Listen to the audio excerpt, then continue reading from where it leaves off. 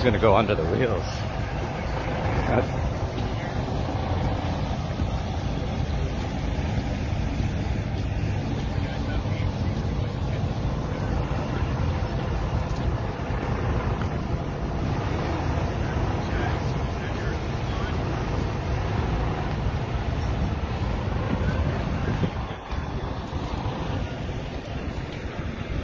Jeff. Ottawa, here. Travel Fun 69 out here. All right, we're doing it, man. We're doing it in the rain. Subscribe, Ottawa. How's your phone? It's still good? Thank you. Oh, yeah, so far so good. You got your umbrella too? I do, but I just put it in the bag for now. Your phone should be okay. I think so, yeah. Awesome. We got Jeff, Travel Fun 69. Give him a check. Sum him up. Let's get him to 50,000. Man, I hate carrying this umbrella. Definitely gonna follow the on there.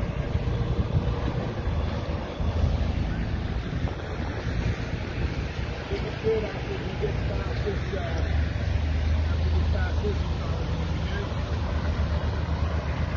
and that's it.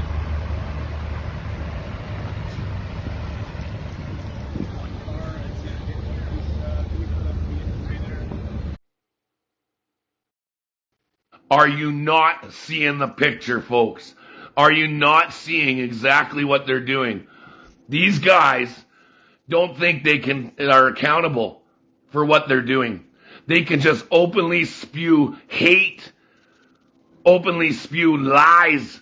You've twisted a narrative. You've twisted my words. You reported my words. I was kicked off an airplane. I was mad. I apologized. And I'm a disabled person who's out here doing more work than any of you guys out there. To the NDP politician, Charles Angus, that's called defamation of character, my friend. To Jagmeet Singh, you're openly supporting blackface. You're openly standing in our hallowed halls of our House of Commons while being deemed a terrorist yourself. Enough. Enough. To the ladies and gentlemen out there, I am a peace-loving person. I always have been. And I stand by those words, and I stand by who I am, and I stand by who I always will be. I am not a person of hate. I am not a person that sits back and watches my country go through the ground and get dragged through the mud along with my name, my character, just because you have that little thing underneath your name saying MP. You know what? NDP government, we got lots of dirt on you. We have yet to come at you guys for what you guys have done. You openly paid Antifa. Trudeau has paid $45 million to Anti-Hate Canada, which is run by Evan Balgord, who is none other than Antifa's #1 leader. Wrong. I am not a hateful person, and everybody knows that. But to the NDP leader that just sat and made my name a household name in the House of Commons, thank you. Because you have just proven to the Canadian people across this country and across this great land that you guys are actually the ones who hate. You are the ones who are racist. And you are the ones who pick on somebody with a frickin' disability. I've had enough with you guys. And I'm not letting you in. You're not going to get away with what you've done. I'm sick and tired of watching the lies being spewed left and right.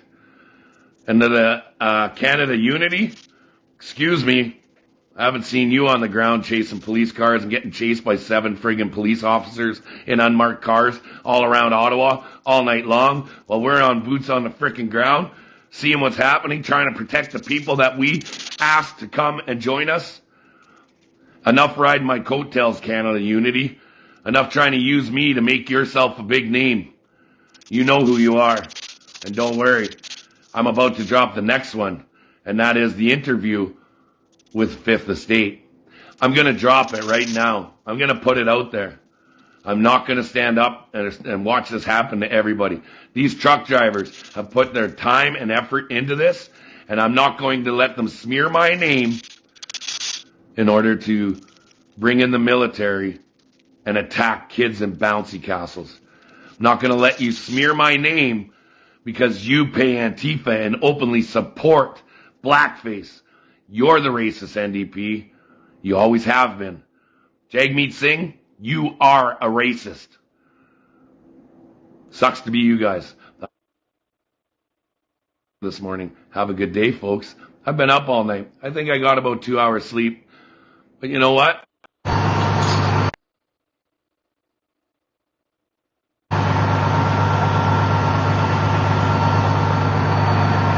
Oh, oh no, they're hooking up his truck to here so no one takes nothing. That's good. That's some good stuff. Guys, there's a huge void that's empty here. You know, it's very sad to see. Freedom! It's our land!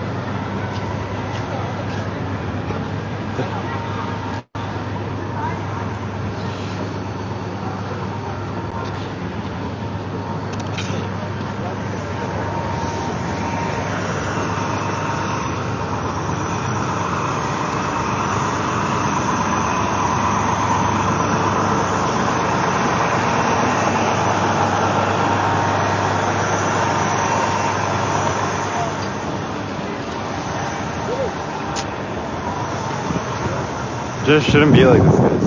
It really shouldn't. How are they gonna threaten to freeze that many people's account? Like it's just sad.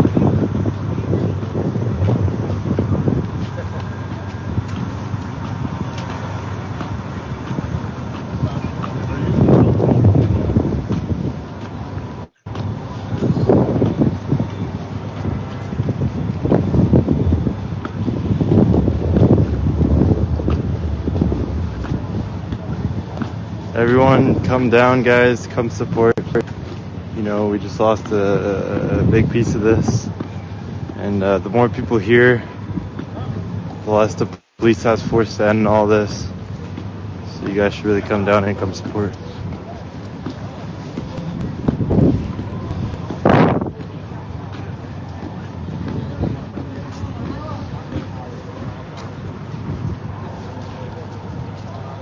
What's up, man? Anything good? Eric left. Eric left. Okay, I was just gone. Like, Yeah, he's gone. he moved. He's gone. Yeah, he's gone. Gone. He's gone. We just went there. We talked to him. He quit Load Safe last week, so he wouldn't be an employee of the company anymore.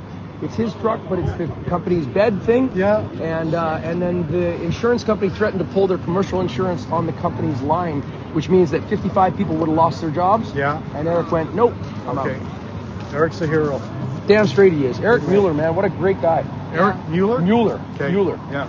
Yeah, he's an incredible guy, and he held it down. And he felt like he failed people when he left. And I'm like, dude, you're protecting other people's livelihoods. You're being, you know, Yeah. it's crazy stuff. Hi guys, Church of Bubbles here. Our feed, come and check it out. But these guys are doing a great job. Follow them for sure. Bubbles? Church of Bubbles. Bubbles. And Okay. the Bubble Bus. We have the Bubble Bus. Oh, there we go.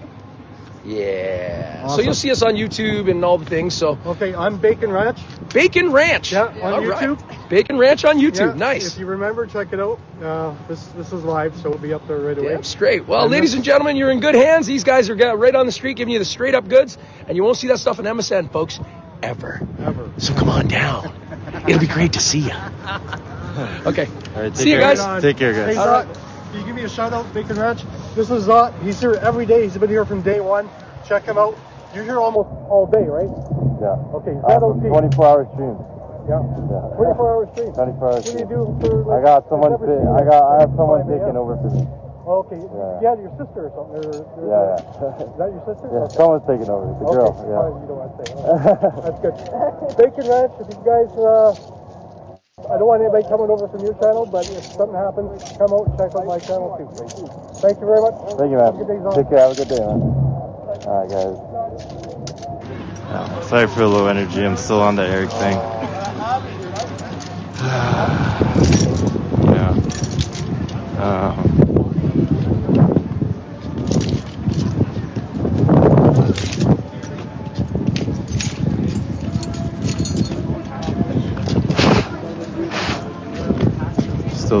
pathetic thing, guys. This really sucks.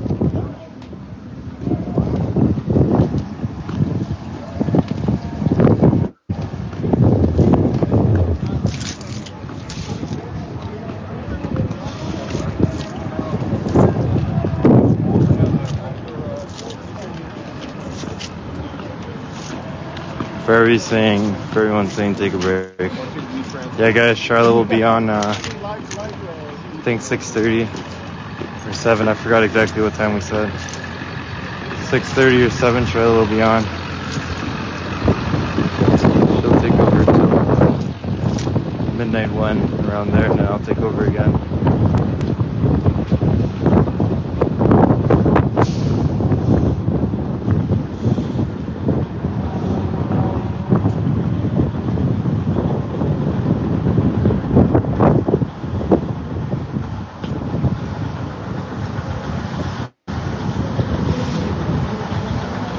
I might actually have to go see Wendell.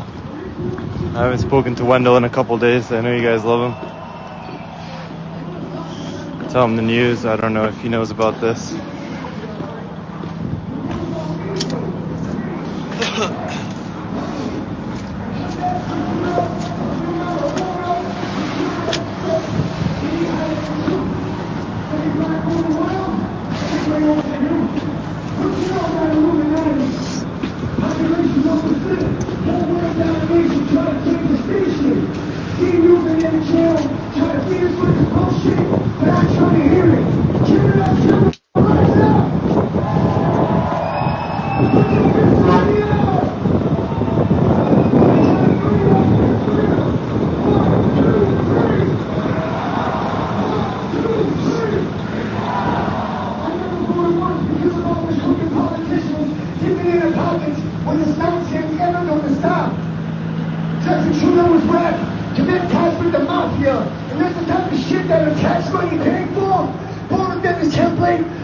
Follow all these laws, flaws within the system, giving us a fighting cause, tamper with the truth.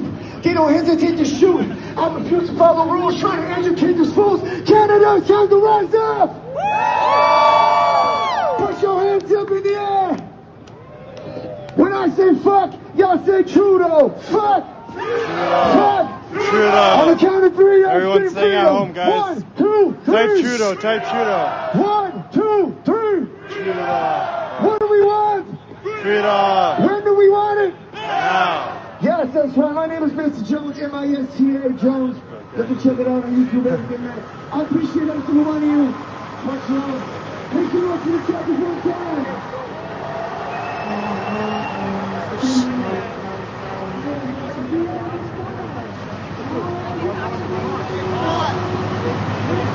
How's it going, man? I want to charge my phone for a bit. Are you going to be here later? You'll be here later? Okay, I'll come see you later. Take care.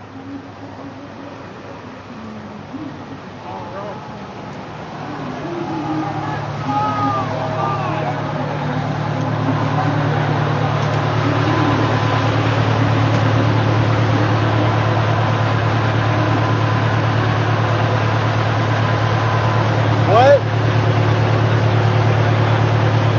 You're doing a live stream? Okay. Okay. Wendell's busy, guys.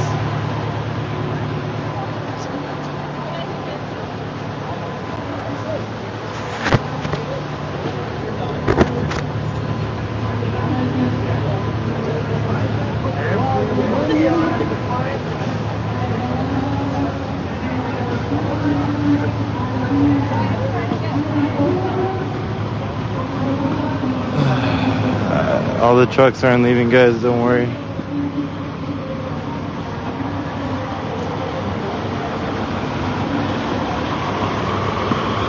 Yeah, guys, I'm gonna go see Danny, but I'll keep it short. I don't want to be there for too long. I'll probably just go see him for 15 minutes, 15, 20 minutes. And I'll get back on the skids, guys.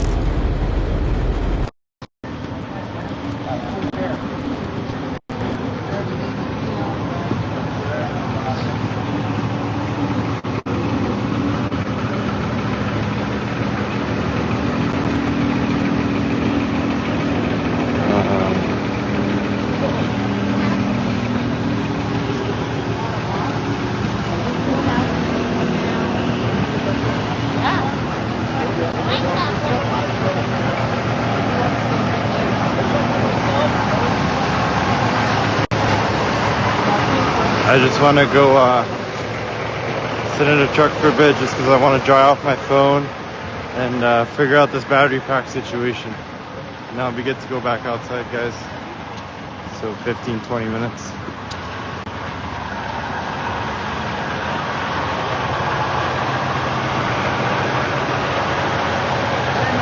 All right.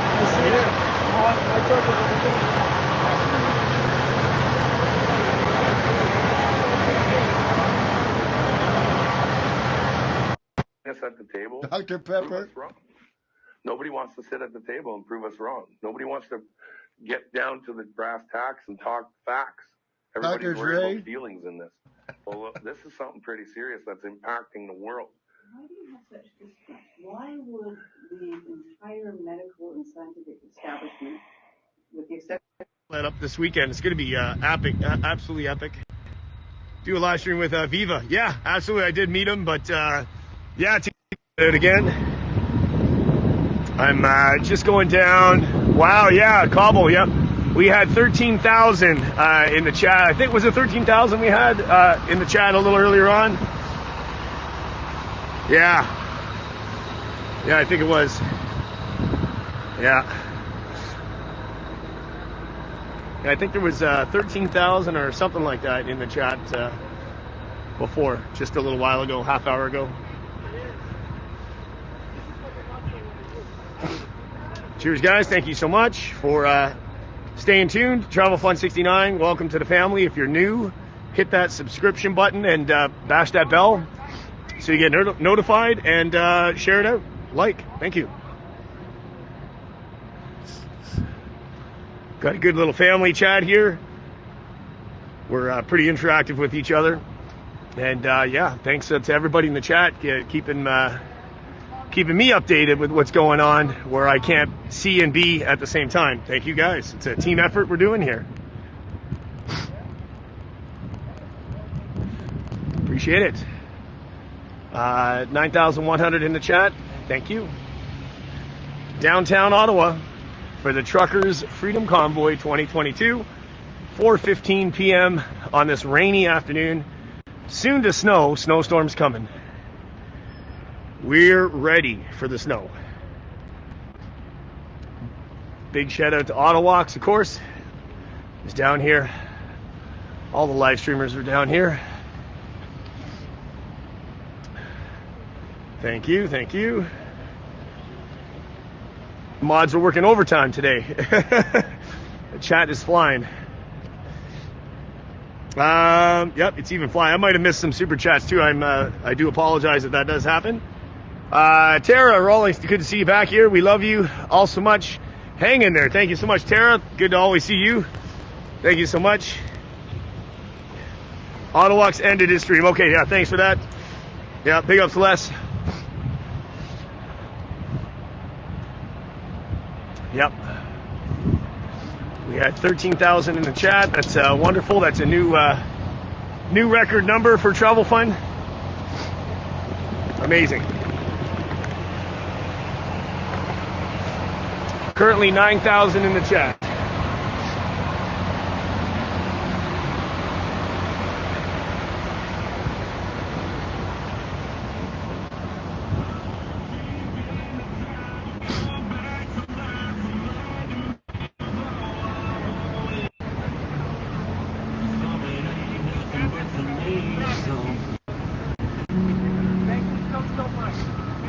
There was a few that didn't even bother. This old boy buried in the holler. Wow. I prayed every day. 13,000. Oh, right. Yeah, 13,252. Thanks. Thank you, Les. Yep, for that number. It's amazing. Yeah, thank you guys, each and every one of you guys. Hope you subscribe and stick around. I am down here every day. We'll be live streaming every day. It's wonderful. Look at that. Ooh, beautiful. Nice. Cheers, guys. Yeah. Oh, they're keeping dry.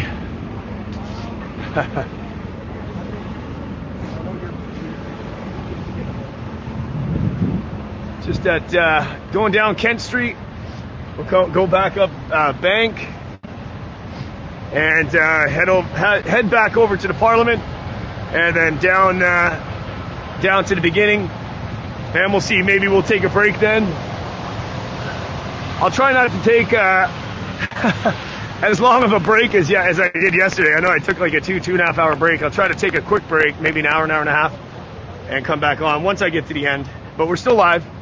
We're still here. We're not going anywhere just yet. We'll keep it going. Of course, if something happens between on the way, we'll keep it running.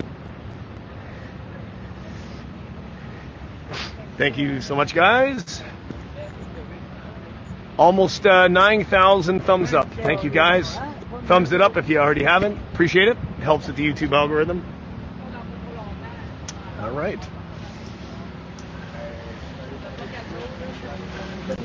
I hate rain and I hate snow, but in terms of like keeping your camera gear from getting wet, snow is better than rain.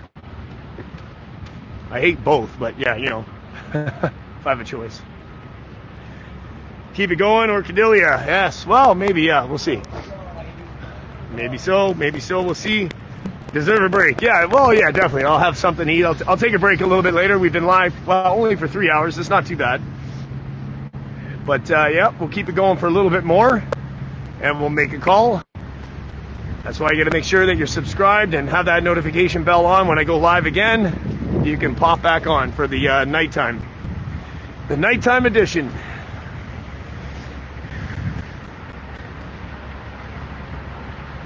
Appreciate it. Yep.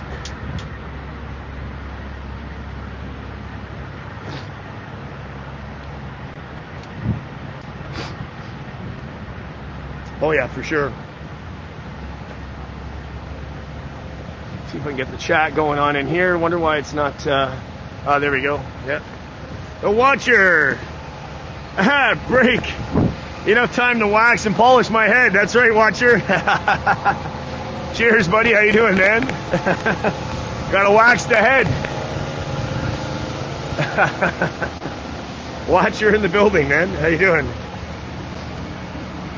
Amazing. 9,000 in the chat. Thank you.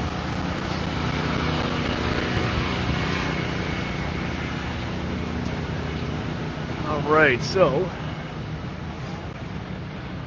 red light, Laurier and Kent Street.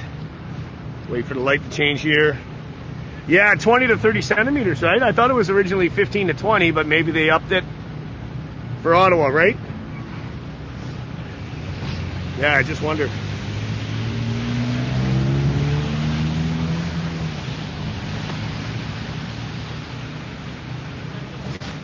City's blocked off. You know, there was like somewhat of a checkpoint when I did come in, I must say. It was they were pulling random people over. Kevin and myself saw it. We didn't get pulled over, but they were there. They were on the bridge pulling vehicles one by one over.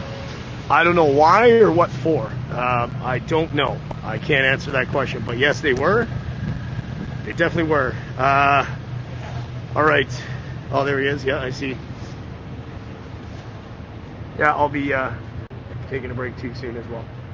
Doing a final loop around.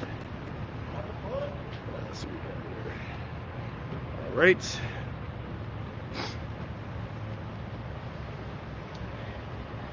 Thanks, everybody. Appreciate every minute you can spend. Travel Fund 69, 9,000 in the chat, 9,200 thumbs up. If you forgot to thumbs it up, hit that like. Thank you. And subscribe.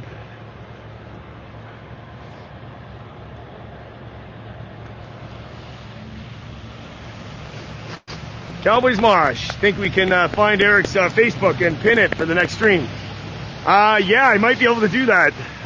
Mosh, yep. We did show it.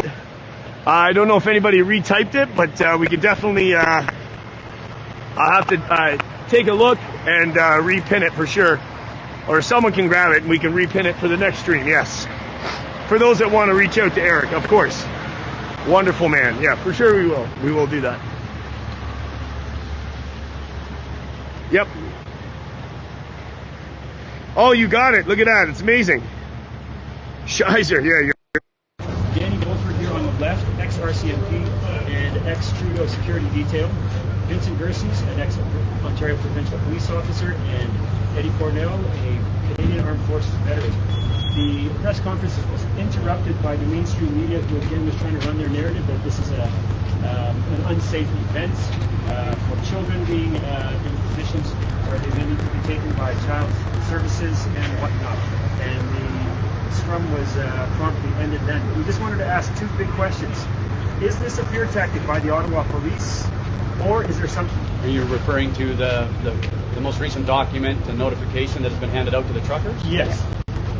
I strongly believe it is another intimidation tactic. We've seen an interim chief come in and with using strong language about a deliberate plan to end the occupation. And it's the same pattern we've seen over and over and over again. They ramp up the rhetoric about enforcement action, and they use the strong language to describe, derogatory language to describe the truckers and the supporters, and then they might follow that up with a low-level police action. But in the meantime, it elevates everyone's stress level and anxiety about this being it, that the hammer is about to fall. The federal government is going to deploy or mobilize police on a mass scale to clear out the entire protest and make mass arrests. So I suspect it's another repeat of the same variant. Just like similar to the COVID variants, it's a repeat. Every time everyone starts to feel a level of comfort, like, okay, we'll be here. Just bring yourself, bring your friends, bring your family, and have a good time while you're here. And your bouncy castles. And your bouncy castles, yes. Well, that's what got us into trouble last time, was those bouncy castles. As retired RCMP and OPP, do you think it was necessary to deploy the... No action from within the Freedom Convoy that would justify invoking the Emergencies Act. None. Yeah, we're not familiar with what's going on elsewhere in the province or its own initiative, but here, this is peaceful, and we have the right to have a peaceful protest, and that's exactly what is happening here. It's very organic as well. I would, just one thing I would like to note, when we are inviting Canadians... In Canada, do you think any of them are waking up, realizing, hey, narrative, the government is pulling something over our eyes? Yes, I know they are. Yes. I know that they are. They tell us every day. The police that are here, I speak to quite a few of them walking around and speaking to officers that are on duty, and they don't like what's happening either. And they, are supporting what the truckers are doing. In fact, they've been some of the best information sources that we've been able to get. It's great. So we thank them very much for helping us. So they're helping to shift this narrative now, and then as well support the movement from the inside, is what you're saying? I can't speak on their behalf, but I think it's exceptionally difficult for them to speak out in their environment. The final straw for them is really retiring early or just quitting the department, and that has been happening. My conversations with police on the ground are very supportive of us. Again, they can't speak out. But keep in mind, it's not just police and military vets that are here helping out. We have people from all walks of life across Canada that are here that are making a change in effect. Professionals, just salt of the earth people who are coming here and supporting this. That's what it takes. It takes all Canadians to come together to make this change. Don't leave it up to us. We need you. We've asked for you to come. Please come. And when you come, don't just come on weekends, come midweek. Sort of spread it out. And we thank you. We thank you all from the bottom of our hearts for all the contributions that they've done. Thank you guys, too. Just like to finish off with anyone who's been watching the news, like the mainstream media, and they think that what is happening here is that we're violent and we're bullying. It's absolutely false. Come down and see for yourself. You will never find a greater diversity and more welcoming crowd. It's more joyful than Canada Day, and I've worked every Canada Day for the last 8 years. So thank you. Thank you very much, you guys. We're getting lots of good stuff out. What I want to talk to you about is what our team back in BC has put together that people can start sending, and I hope you guys can do it. Okay, guys, we'll talk to you soon. See ya. So there you go. You got a few more questions out on the street, and I hope you guys share this. And just like they were saying there, it's up to you guys to get the truth out and keep sharing and posting and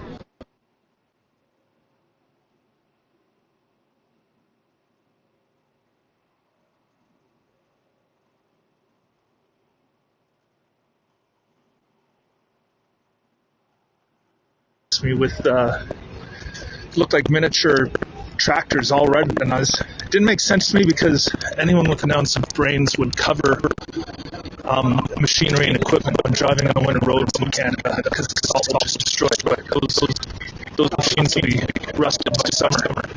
However, then I saw on some YouTube they were using them to erect these fences, so they must have brought them in from Montreal or somewhere from Quebec.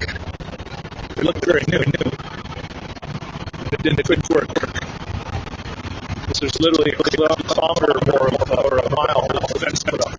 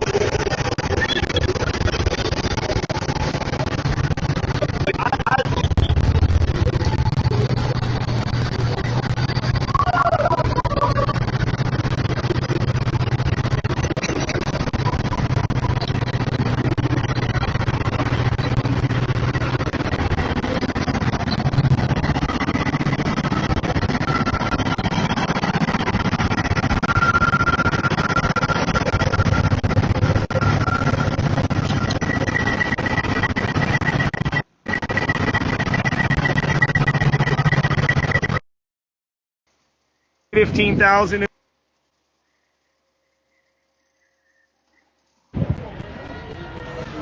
Thank you. Genius by birth, thank you. Yeah, 12 inches of snow. I think it might be more. Yeah, that's right. 1 foot of snow. Yeah. What's going on with that? Yeah, I wonder what that. They're trying to build a. Yes, it could be Teresa. I don't know what's going on. It's getting crazy here, man. What the heck's going on? So much eyes and ears, though. Thanks, guys.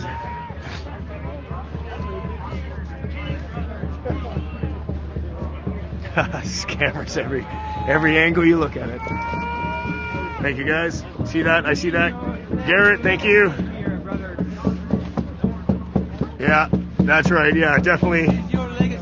Yeah, 100%. He was definitely distraught. Now, whether you say it was a plant or not plant, I don't know. But yeah, I mean, come on, man. We know that they're going to paint this to. They're going to paint this a little different.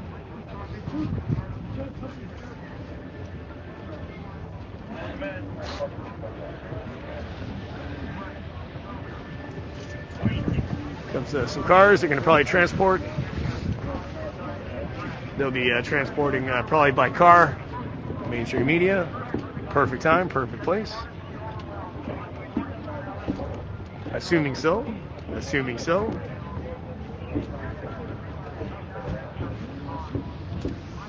Canada, thank you. Thank you so much for that, Canada. Kathy Waters, thank you so much. Hey, man. Georgia Woman's Dream. Did the military cop show? Oh, no, they did not. They are not. OPP, Ottawa, and RCMP are on the ground, but did not see any military. Right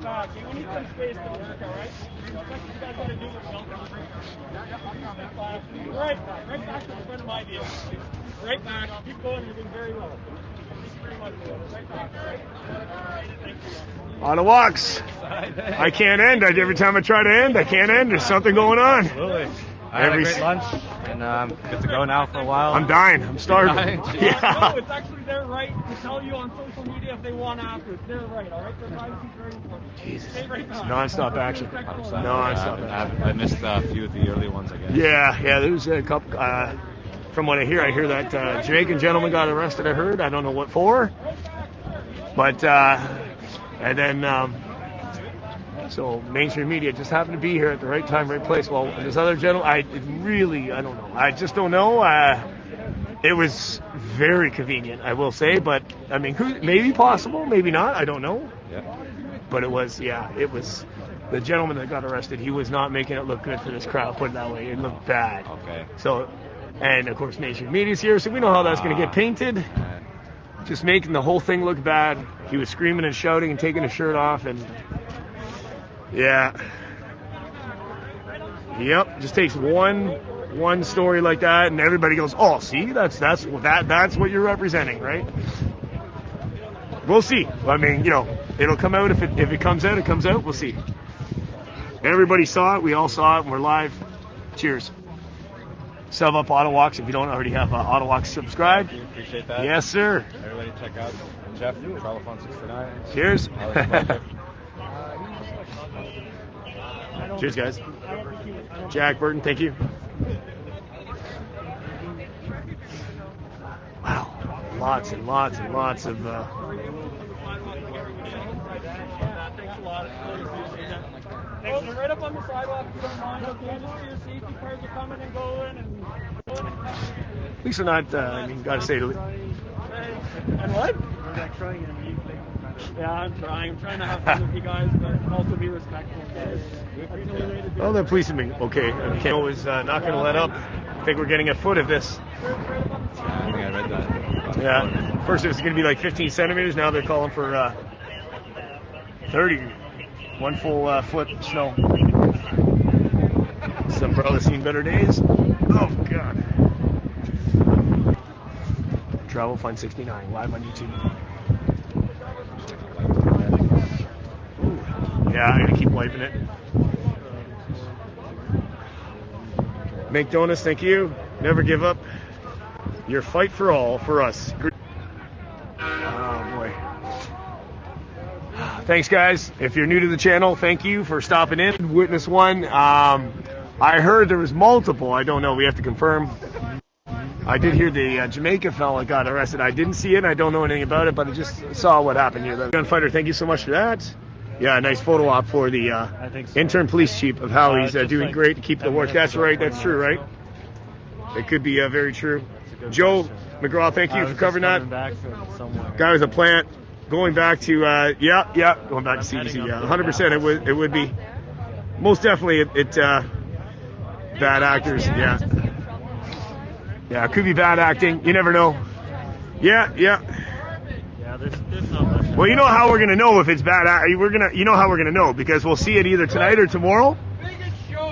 We'll see it tonight or tomorrow. If we do see that particular segment on mainstream media and what they say about it, then you know exactly what it was. So keep your guys, keep your eyes and ears open on the mainstream media and see what they say about that. Yes, absolutely. Yep. All right, so let's keep walking, I guess. Wow, absolutely crazy, guys. Things are changing by the hour or by the minute here. Travel Plan 69, live on YouTube. Like, share, and subscribe. Wow. Just interesting, very interesting what's going on. Yeah, that's right. I think so, Randy. Yeah, it could be, very well could be. Respect from Illinois. Thank you so much for that. Respect from Illinois. Big ups. Miss Charger, 66. Cheers. Thank you so much for that. CNN showing a stream of the exact arrest. What? Saying police are starting to arrest protesters. What a joke. What? Oh my God. Are you serious? The same thing. So some rep from that. You know what I'll tell you what some of the mainstream media is doing too now. Some of them are not coming in with their big cameras. They're just unlabeled and they're using their phone footage and they're sending that back to the stations. So they blend in with everybody else, right? I already knew that was coming. Yeah, thanks to Eric leaving was traumatizing to a lot of people. Tensions are rising. And that might be exactly what the police was preparing for. Yep.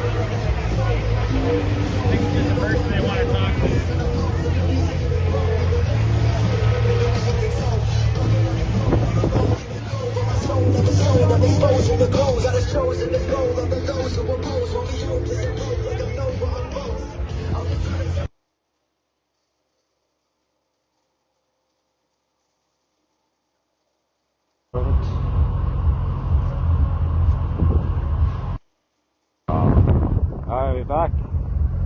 Sorry about that. Hope we weren't off for too long. Okay.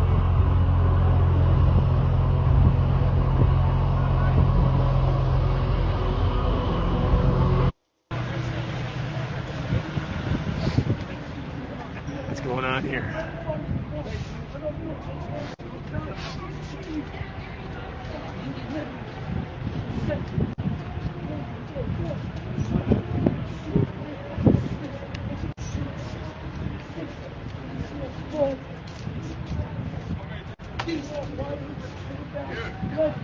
Hey, get off, I'm toasted.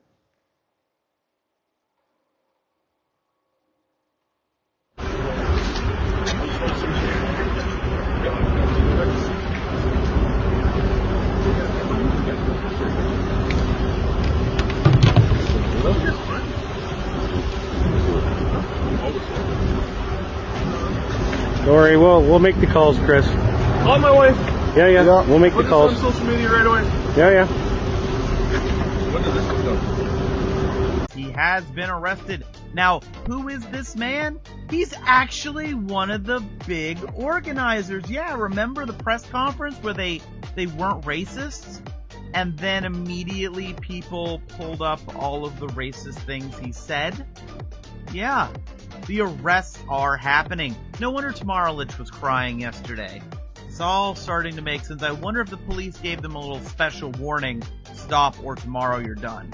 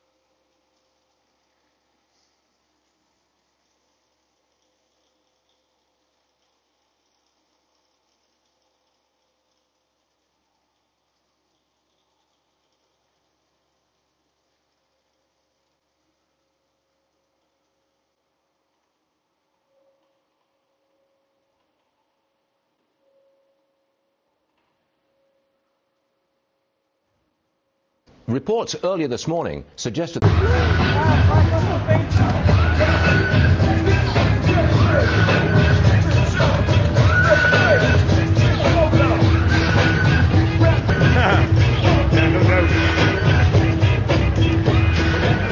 Jump. Keep warm, supporting Canadian truckers from California.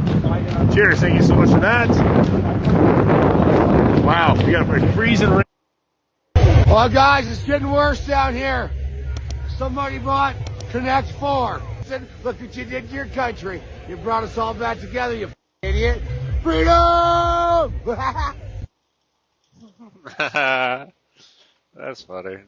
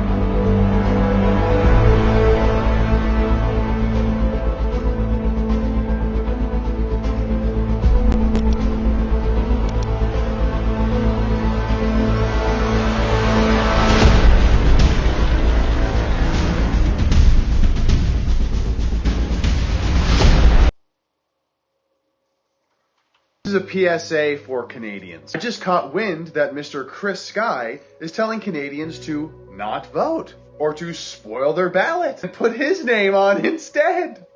This is really stupid. He opposes lockdowns, he opposes the vaccine passports and all this. There's an actual party on the ballot who opposes that stuff, the PPC. They have over... And thank you so much, Lori. Thank you so much.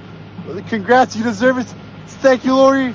What the XX wolf, XX the wolf you deserve, bro. Thank you so much, man. Careful what you stream now that you're monetized. I have followed you since the start. Yeah, guys, don't worry. Same content for the music. I think you clip it out. J-Nack keeps this channel going. Thank you, my brother. Thank you, my man. How much is it? Shit. Holy shit. Oh my God, guys. Ram Ranch, let's go. Bo Benson, thank you so much, my man. What happens at 3 p.m. tomorrow? I don't know. Frank Steve Stim, thank you so much for $10. Martin Redwood, thank you so much for 20. Oh my God, you guys are gonna make me blow up. Charlotte, girlfriend, sister, friend, Justin, love you, my man. Fox News loves you. Greg, what's up, my man, Greg? Woo!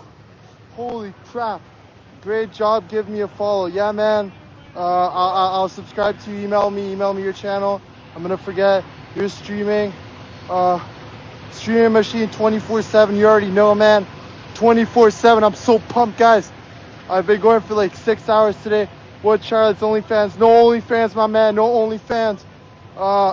It's Tupac at $2. Thank you, my man. Boom, boom, boom. O'Neill Love. So happy I can donate. I've donated to all of you, but for I don't know. I'm sorry, I can't read, but not you because you didn't have this option. Please be safe. Thank you. Having fun, Minnesota. Go Vikings. Thank you, my man. My man Dan Ficina. Holy shit. Snow Sakapi. Congrats, brother. You deserve it. Thank you, my man. Thank you so much. Holy shit, guys! You guys are blowing me up. Is this channels with the hot chick in the morning? This is Dami. Sending the love. Please continue on I-44 East for 62 miles. Please keep us updated with Eric. I just got off the phone with that. Well, Christian called Eric. He's doing good. He's fine. Eric's all good, guys. Don't worry. He's all good. Christian just got off the phone with him. Go buy a battery box from Amazon, eBay. Guys, I have like 4 of those. They don't work. It's too cold out here. It's too snowing. Oh my God, another one. Hold on. ZNN, Zot News Network, bro. Keep warm from Nello Life. Shout out Yellowknife. Woo! Great job, Zot. Thank you, my man. Inanunu Shushu. I love you, my man. I love you. I love you. Holy shit. Thank you for spending time with the truckers. Loved it. I spent so much time with them guys. You guys know I spent my whole day doing this. Martin Redwood, shout out my man Martin Redwood. No message, but he's out here. Been with you since Viva. Shout out Viva Free the man. Hold on. What's this one say? Maybe next year for the Vikings. I don't know about that one, man. The Vikings, it's tough. It's tough being a Vikings fan. You guys know it. Been with you the whole time. Glad you're monetized. Shout out my man Dave. Woo! Hold on. What else you got? You deserve this, buddy. Freedom. Thank you, Tiny Boxes. I love you so much, man. Bro, I'm actually going crazy. You guys are making me go. I sound like a man. I've been screaming outside for like 20 minutes. So this guy said so great every day. T Price said Zot the man. You the man. Holy crap. Keep doing. What do you say? Keep doing. Allison Cook said Zot dogs are my favorite. Shout out Zot dogs, guys. JL said thank you, my brother. Hold on. Cover the police and don't punk out, bro. I'm out here, guys. I get asthma. I was literally emerged into a police earlier. I was trying my best. XI $2. Shout out my man. God bless you, dude. Thanks for braving the cold to show us history in the making. Big love from Washington, D.C. Shout out Washington. Woo! Been following you since the start. Congrats on monetization. Thank you, man. Head east toward I-44 East. Guys, thank you. In a quarter mile, merge onto I-44 East. Holy shit. So much euphoria right now, guys. Oh my god, WV Independent $10. Oh my god, you guys are nuts. So happy. Holy crap. So happy. Someone said show my face. Let's go. Woo! So happy, guys. So happy. Oh my god, you guys are crazy.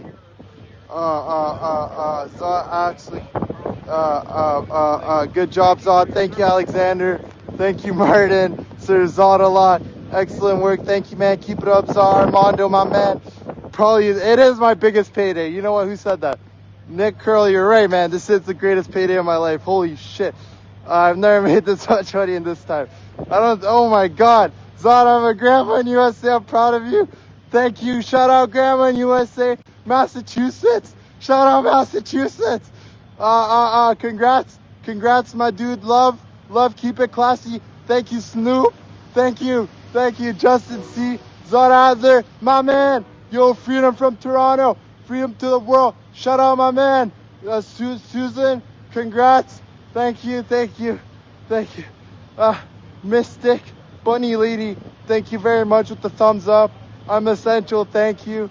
Holy crap, guys, I'm gonna die. I don't know where I am. I feel like I'm in paradise, guys. I actually died. Eric hit me with his truck when he was leaving. I don't know what's going on anymore. Oh my God, I'm falling. David, thank you.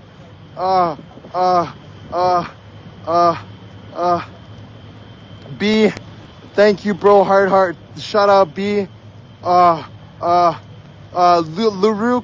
Mooslick, $5, my man. Love you so much. I'm gonna pass out, guys. I'm actually gonna pass out. Head northeast toward I-44 East. I feel like I'm at the casino, and it's just like I throw money on anything and I just win. Just, oh my God, guys. I'm actually gonna pass out, guys. Holy shit. Chatty, thank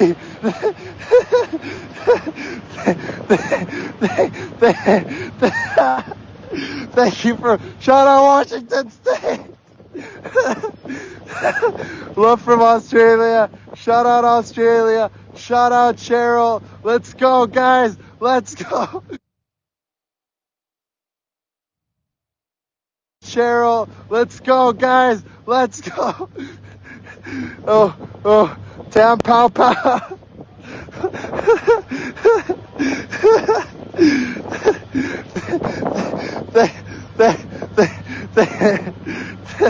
Oh my God, no aims.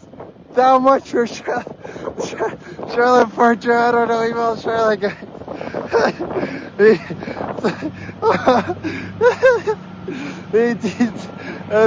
Virginia, shut up.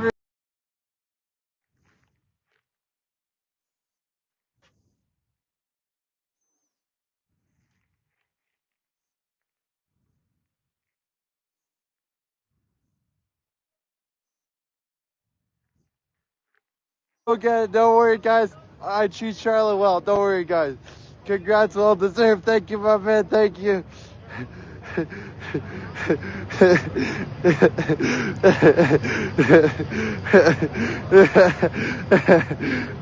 Newfie, what's up, son? Love your sister. Thank you, man. I love you, man. Go Opal. Opal Wanderer. Love you, Zod. Been watching you from the beginning. From Arkansas. Arkansas. Shout out Arkansas. Congratulations. Love you, America. Love you, my brother. Love America. Becky Manor. Shout out Becky Manor with the guys. I've never had, you cured my depression for life, guys. I will never be depressed a minute in my life again after this. Holy shit. Rose, thank you so much. Congrats, Zah. Keep up the great work. Thank you, man. Thank you. Brooklyn. Becklin. Thank you. Arizona, my man. Woo! Love you, Charlotte and Matt, Montana. Shout out Montana. Tell everyone to type their country's name in the chat. Type your country name in the chat. Keep up the great work, Zod. Thank you, my man. Thank you. Gotta watch those copyright strikes. Man. I don't really care about anything right now. I feel like Superman. New York got you, bro. Thank you, my man. Thank you, Becky. Becky with the oh my God, almost with the trombone. The Zod. Oh my God, I forgot about them, bro. Yeah, congrats, CNN has the best coverage. You, Charlotte, rock. You rock, my man. Breathe, baby. I can't breathe. It's the breath. You got this.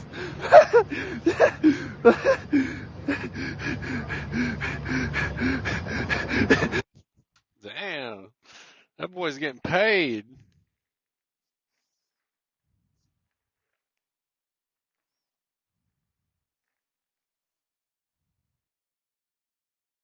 Conservative Party members can stand with people who wave swastikas. They can stand with people who wave the Confederate flag. Never seen such shameful and dishonorable remarks coming from this Prime Minister. There are members of this Conservative caucus who are the descendants of victims of the Holocaust. For the Prime Minister to accuse any colleague in this House of standing with the swastika is shameful. I'm giving the Prime Minister an opportunity. I'm calling on him to unreservedly apologize for this shameful remark. I'm calling on all members of the Liberal caucus to denounce the Prime Minister. I have given him 2 chances to apologize. He has refused to apologize. Mr. Prime Minister, apologize. The members of the Conservative Party are calling to us to take more action over the past 2 weeks on this. They continued to stand with and encourage these illegal blockades.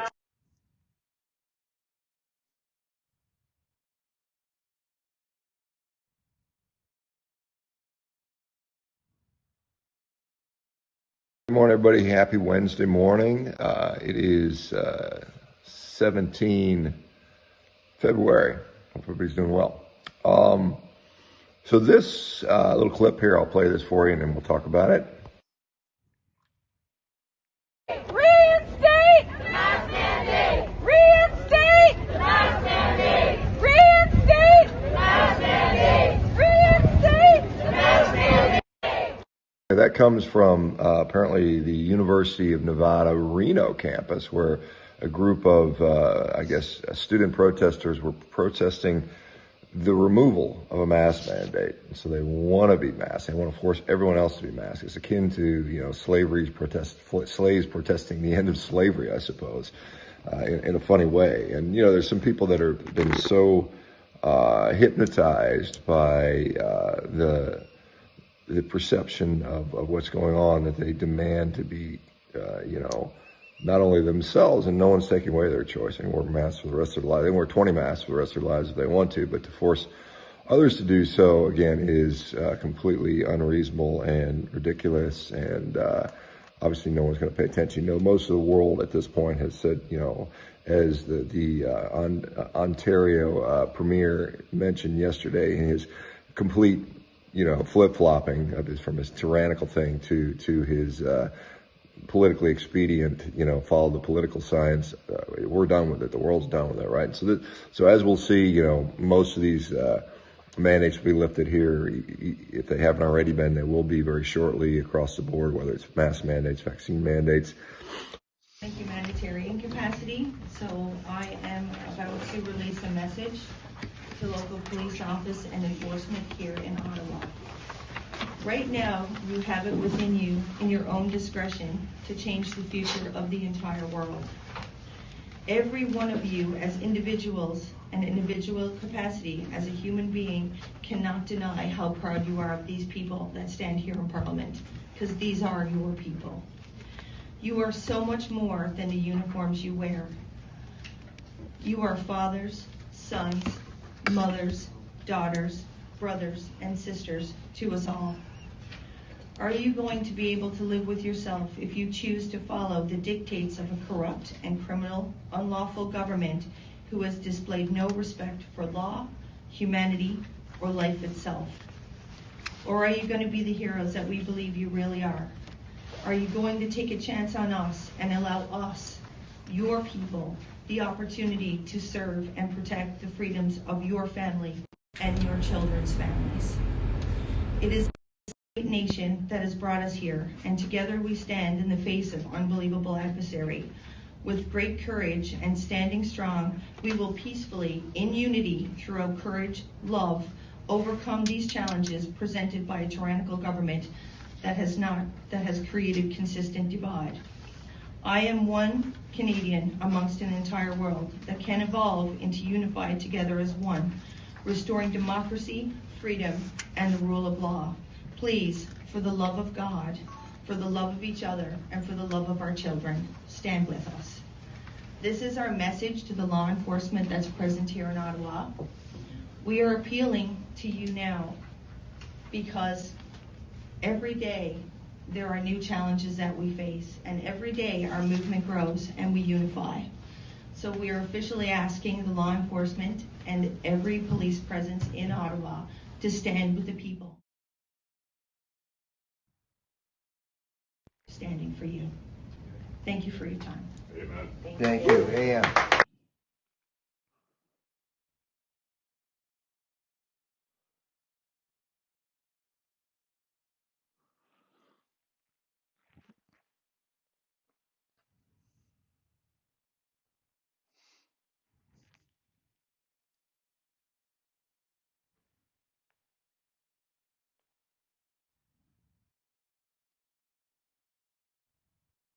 That means now in terms of like advertising on videos, like videos being monetized, here's the thing, you don't really make money off of that much anymore ever since the adpocalypse, but if your video is monetized, there's actually a better chance of it showing up in the algorithm, like in the search results and stuff. So yeah, so fucking shout out to Zot, man. He is the homie right now. He deserves, like, he sounds like he just got the first blowjob in his life, but it's basically the same thing with what he's going on right now. Yeah. Thank you very much. These illegal blockades are being heavily supported by individuals in the United States and from elsewhere around the world. We see that roughly half of the funding that is flowing to the barricaders here is coming from the United States. The goal of all measures, including financial measures in the Emergencies Act, is to deal with the current threat only and to get the situation fully under control. Mr. Speaker, I want to reassure Canadians that when the Emergencies Act is invoked, the Canadian Charter of Rights and Freedoms continues to protect their individual rights. We're not using the Emergencies Act to call in the military. We're not limiting people's freedom of expression. We're not limiting freedom of peaceful assembly. We're not preventing people from exercising their right to protest legally. We are, in fact, reinforcing the principles, values, and institutions that keep all Canadians free. The blockades and occupations are illegal. They're a threat to our economy and relationship with trading partners. They're a threat to supply chains and the availability of essential goods like food and medicine. And they're a threat to public safety.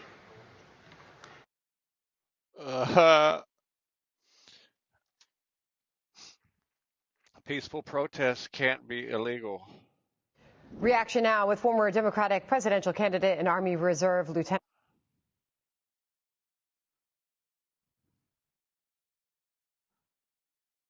So I guess the police are coming out doing more scare tactics. I'm gonna go get my letter now. Apparently they're handing them out. I might as well get my letter. I might as well get mine. Yeah, sir. We're giving you formal notice to leave the area now. Enforcement's going to be stepping up, so we'd advise you to leave. Can I have your badge number? 2564. Thank you. And yours? 14207. Here, hold on. Share this too. If you're going to share it online, do you have a lot of viewers? I don't know. No? If you're going to share it online and you're going to stream it, stream the French and the English side, okay? Oh yeah, most definitely. Okay, thank you. Yep. Make sense? I know. Yep. Okay. No worries. Are you in a truck right now or a pickup truck down here? Yes. Do you want to leave right now? Nope. Okay. If you want to leave, now's the time. Today is the time to leave. Okay? Understand. Okay, Yep. thank you. Thank you.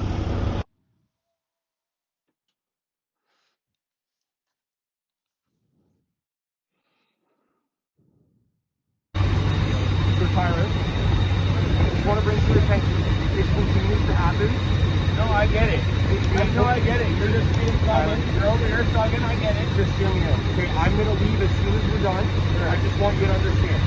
If this continues, enforcement will escalate. You could be arrested for mischief, which means you'll be taken, you'll be released on a court appearance, and your vehicle will subsequently be towed and impounded for being abandoned on a. Right now, you're only receiving the one bylaw search.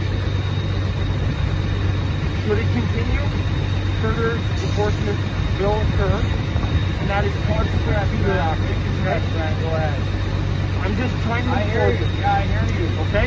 Yeah, you got a heavy knee. We're all done in the middle of the night. Because that's all you can do. I get it. I get it. Hope you can live with yourself.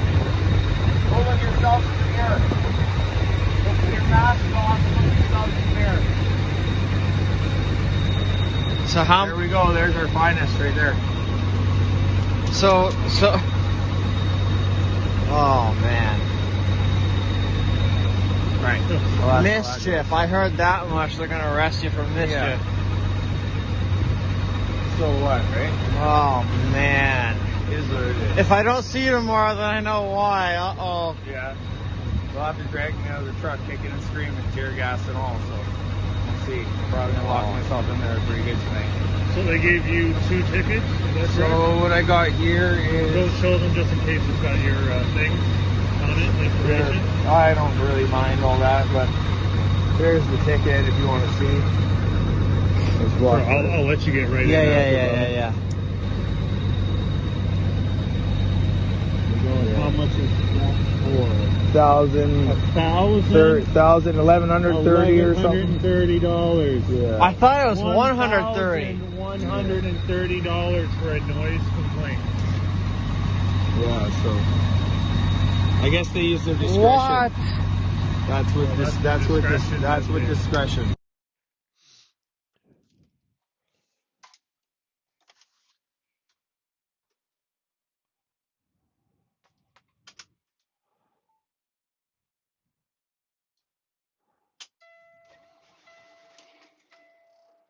Of testing.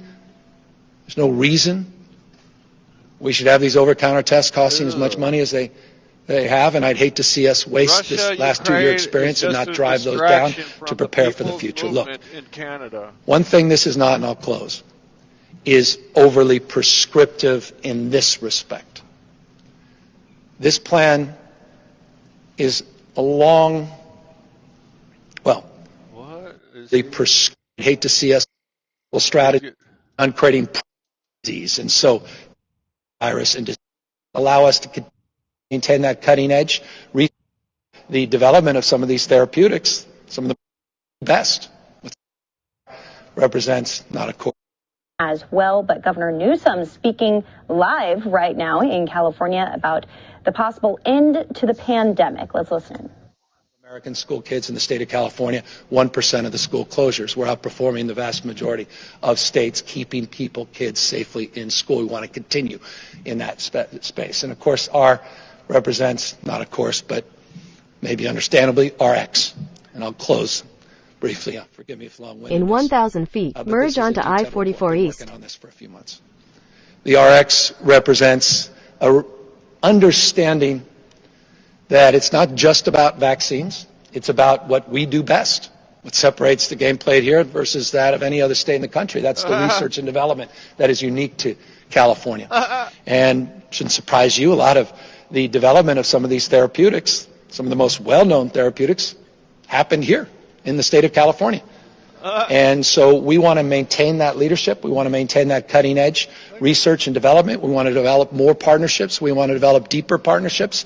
And we want to advance through our academic institutions more Continue on partnerships I-44 East for 59 to miles. stay on the leading and cutting edge, not only as it relates to therapeutics, but other new novel strategies to address this virus and disease, particularly for those that are immunocompromised and those that continue to be particularly vulnerable, our seniors, to this disease. And so the RX is also about research development, partnerships with academia, but also about innovation. We have some interesting strategies on creating prizes to incentivize new developments on air filtration and ventilation, a new task force that we're proposing in that space. We have new novel strategies to develop partnerships to drop the cost of testing.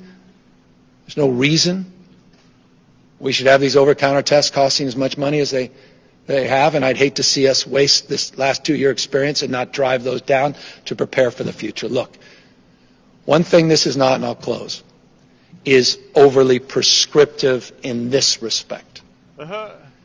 This plan is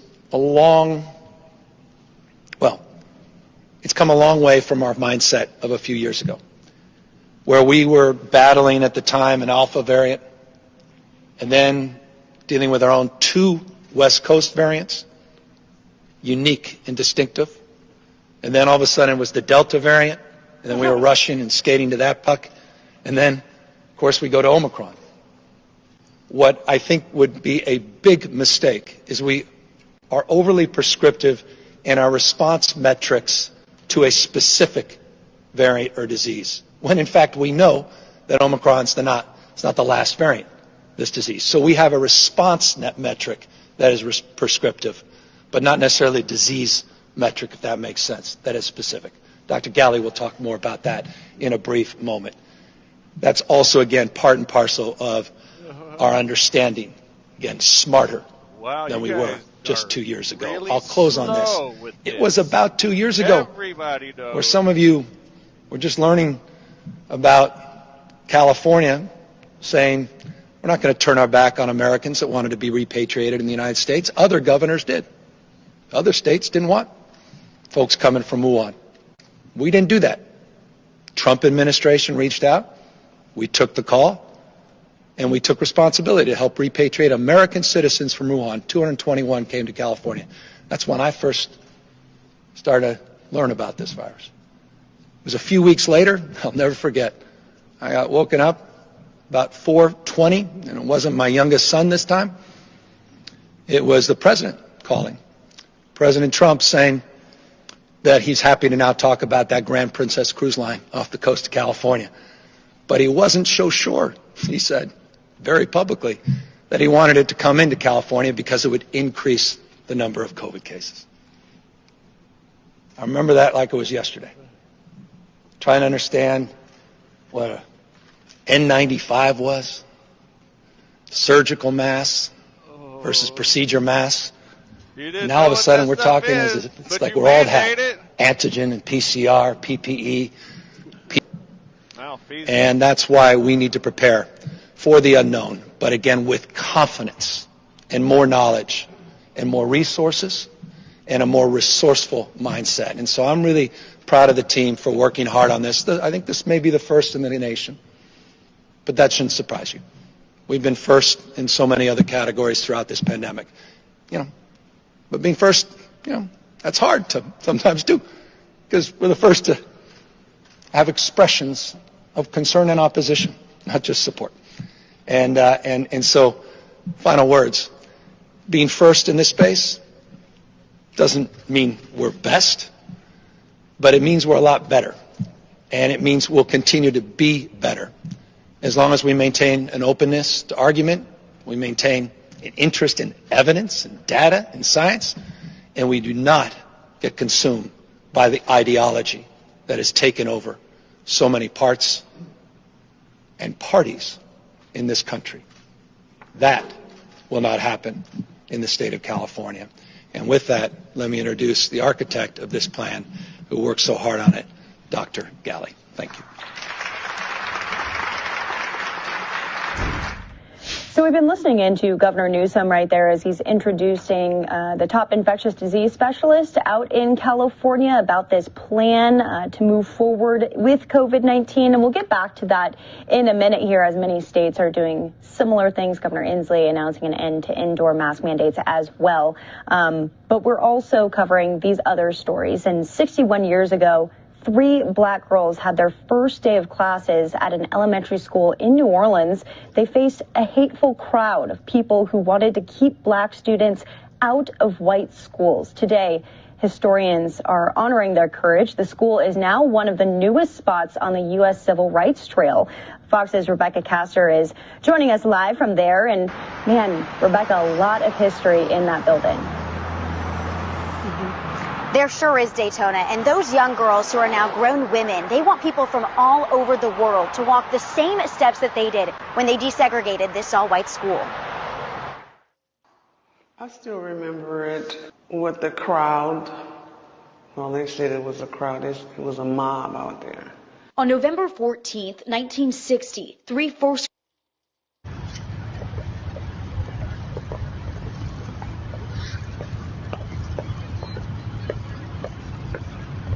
I think this guy's a Trudeau supporter, this Ottawa pro guy.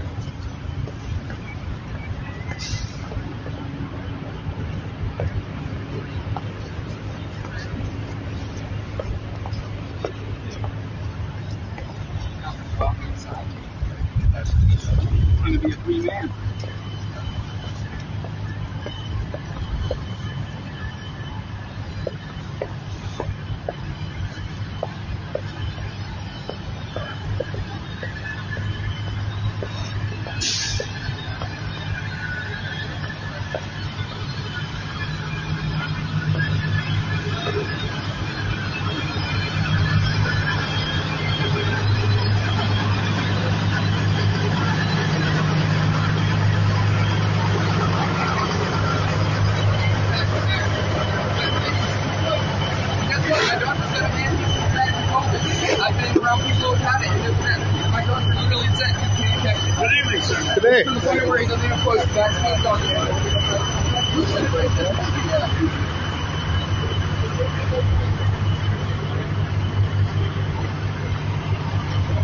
I actually put on glasses, guys, and the snow is still whipping around the glasses and into my eyes.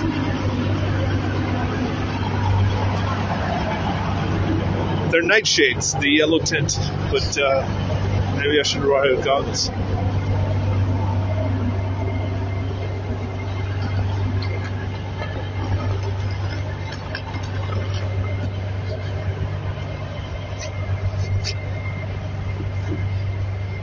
Everyone seems to be shoveling their square of the convoy protest / occupation.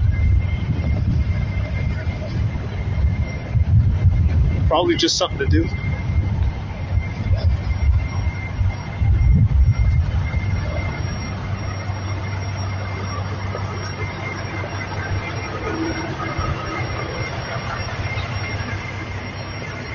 Announcements have been made that enforcement's going to be stepped up, so if shoveling the area in front of your occupation truck is the best strategy.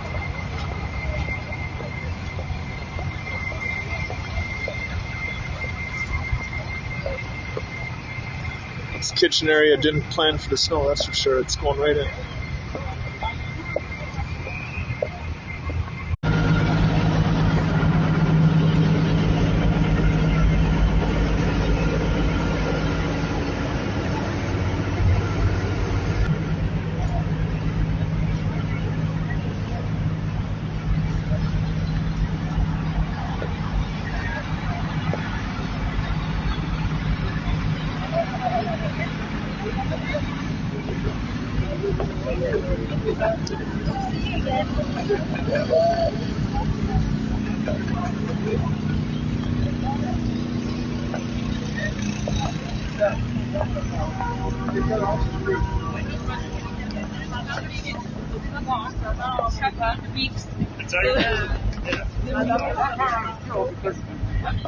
We've gone down, but the rest of the world has gone down too, and we're still going down. It's kind of scary though.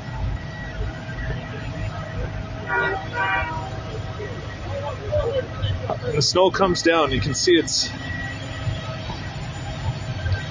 piling up pretty quickly.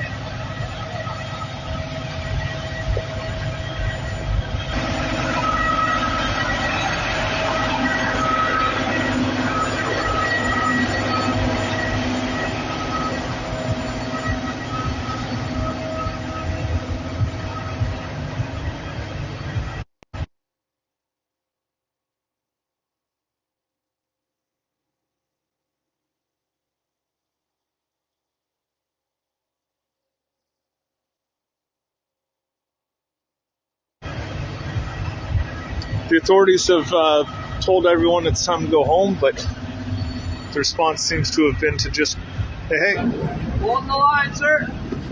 exactly that, position themselves to not get moved.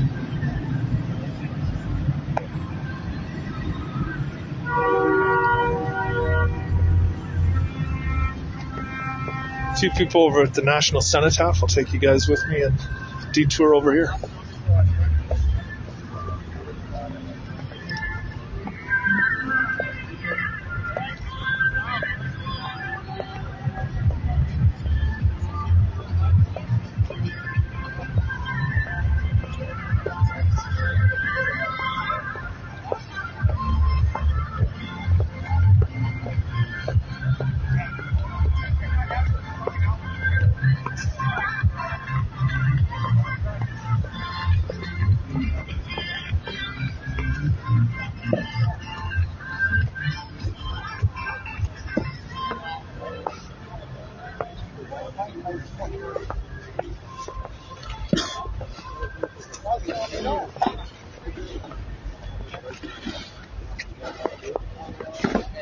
This is the National Cenotaph of Canada. Canadian I don't use the violence. Never people use the violence. I stay there, no violence. I love you so much, and I don't want violence. If you want to see, come to walking and see the love and the generosity of the country. Is a farmer, is entrepreneur, is a family. Is not need the violence there, and the police is respect everybody because they have no violence. More police on the streets of Ottawa, but little sense that any members of the truck protest intend to go anywhere. Despite the Emergencies Act, despite the possibility of bank accounts being frozen, despite pleas from Children's Aid, nobody down here says they're going anywhere. We're here to stay. We're here to support them and see how it is. That's our duty as Canadian.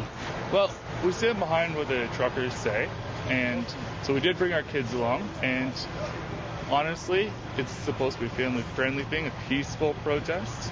We're a Christian, we stand behind that, so for Christianity, and we really feel strongly that the government has overstepped itself, and we just want them to do the right thing. Police presence around Parliament in downtown Ottawa increased significantly Thursday morning, with speculation a crackdown could be coming. Barricades have been erected around parliamentary grounds, but no effort was made to stop people coming in. Despite increased police visibility, the carnival atmosphere in front of Parliament Hill hasn't changed, with no sense of fear that police may close in.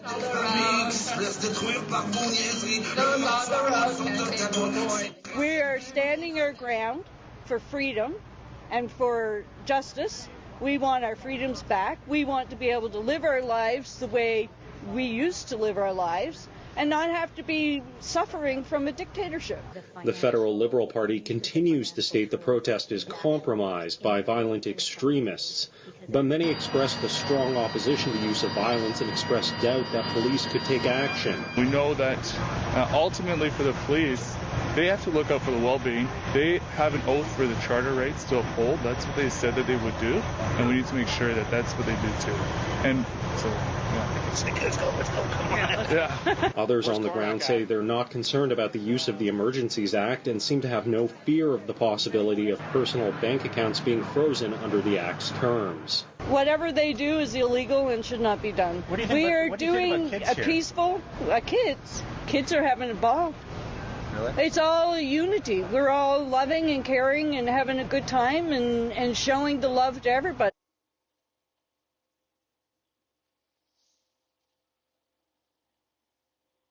So what's so wrong with that? In Ottawa, Xiaoli Li, City News.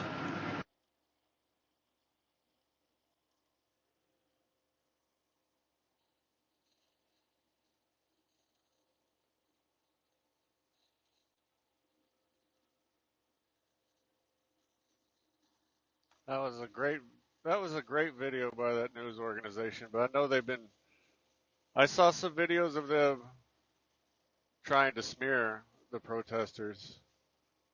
That was a good video. Thank you, City News.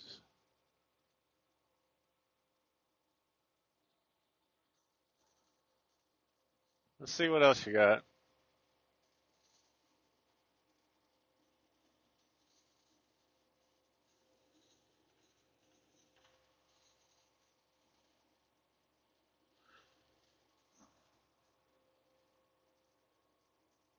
Very high risk. It's the same thing. Same thing. It's a very high risk that the police are going to move in Ottawa. It's just scared, just a fear tactic.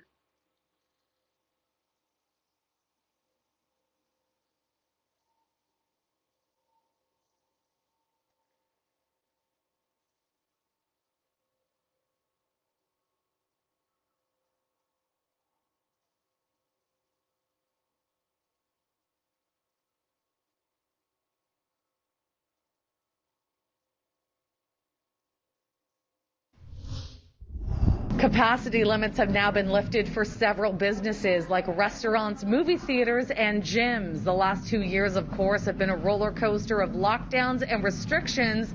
And with doors once again wide open, there's cautious optimism for the future. Do you feel like this is the one that's going to stick? This is the time you're open for good?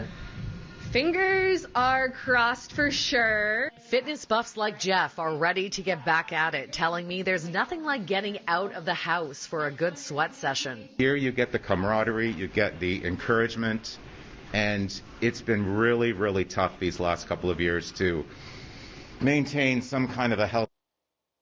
We've been bolstering our resources, developing clear plans, and preparing to take action. The action is imminent. We are prepared to employ lawful techniques to remove the unlawful protesters from our streets. This motherfucker's lying. They are not unlawful. They are protesting. You must provide a space for protesting. If there's no space for protesting, then protesting is not allowed, and that's against the Charter of Rights. Of our efforts to bring our city back to a state of normalcy, we've introduced a secured area. Normalcy is not a charter right, but right to protest is.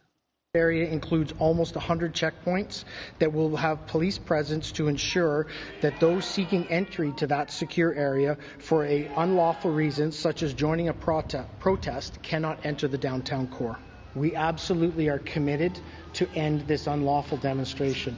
We have the plan, we have the commitment, we have the resources, and we have the amazing partnership of all policing partners to make sure that this unlawful demonstration comes to an end. I implore anyone that's there, get in your truck. We will navigate safe passage for you to leave our city streets. We want this to end, this demonstration to end peacefully. It's time to go. Your time in our city has come to an end and you must leave. I can tell you it will be a very different picture in the downtown core this weekend than it has been from the previous 3 weekends.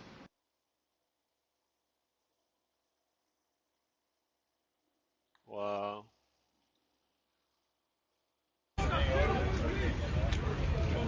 You guys are being hurt by these restrictions too. I'm telling you. Who are your supervisors? What are you guys doing? Guys. You're just people like us. Guys, leave the cops alone. Okay. Peace.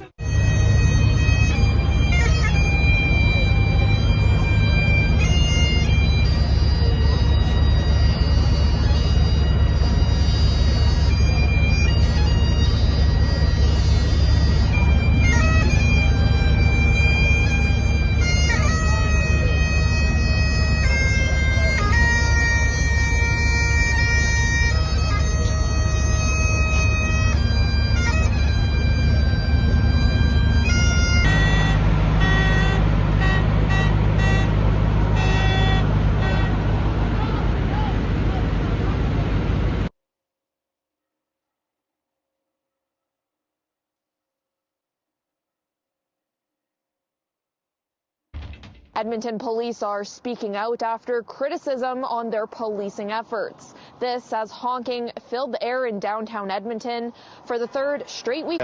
Protesters and counter-protests together. We never know what is going to transpire. It is our goal to try and keep those parties apart. The Edmonton Police Service says police presence and enforcement goes well beyond the officers you see enforcing the law on the street, and say they are aware of another convoy this weekend and will plan accordingly. In Edmonton, yeah. Laura Krause, City News.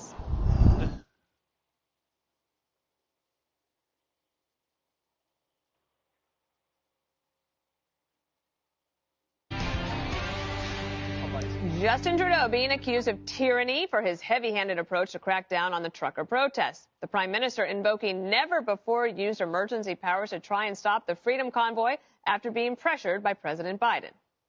We are not limiting people's freedom of speech. We are not limiting freedom of peaceful assembly. We are not preventing people from exercising their right to protest legally.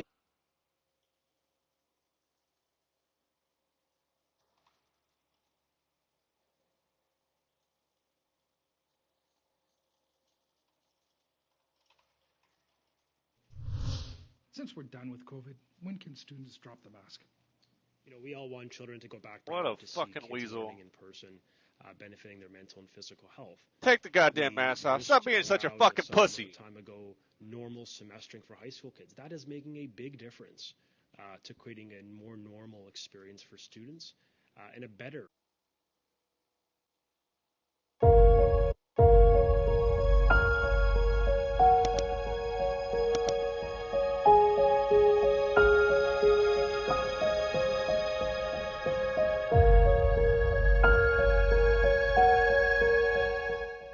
Welcome to Missouri.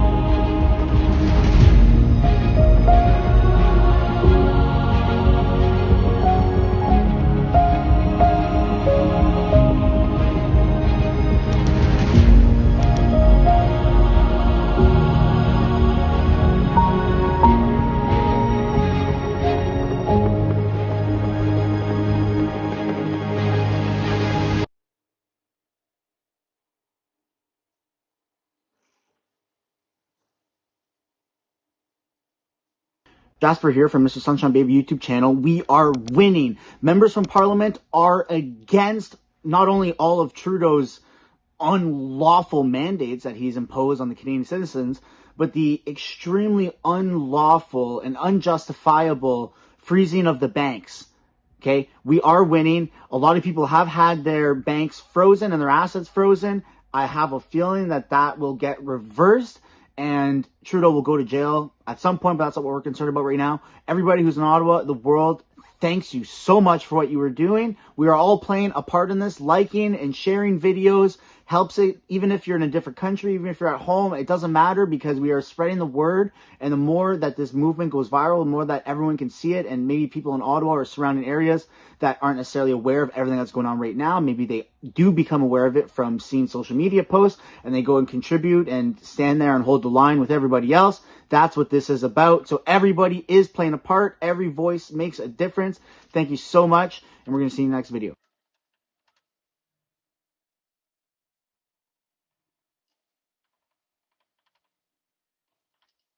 Continue for half a mile.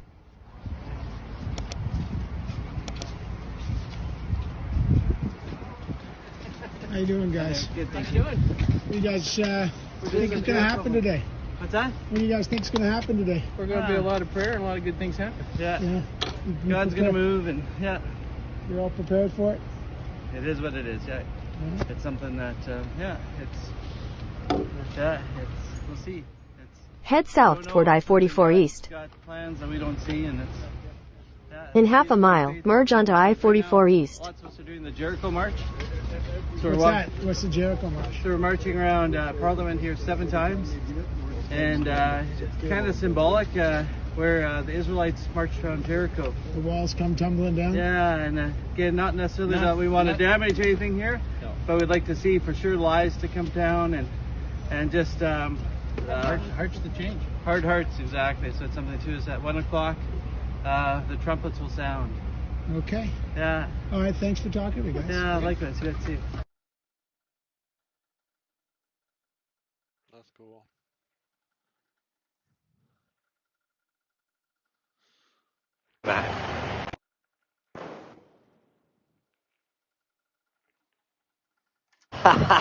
Yeah. Rock solid, man. We're actually on a mission to find another YouTuber. This guy's name is Joshua Bigger, big time. He's a roofer and he's a character. He's super funny. He acts like he's a drunk all the time. He's around here somewhere. A Canadian actor. He's been to the States. He's not really an actor, but he's an actor on YouTube, you know what I mean? 420, yeah, rock on, man. 420 is legal in Canada.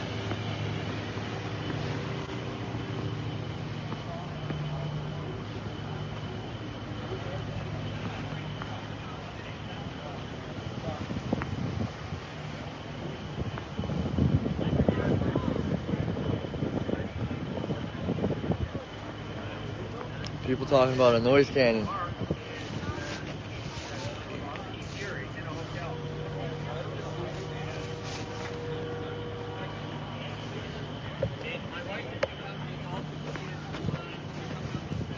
Oh, the wife is coming up on Saturday with all 6 kids. That's gonna be something else. I don't know.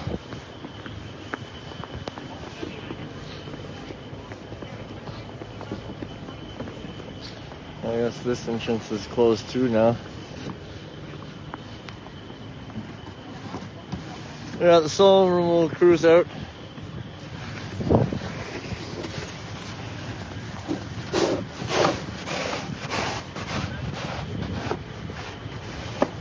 Yeah. Alright, alright.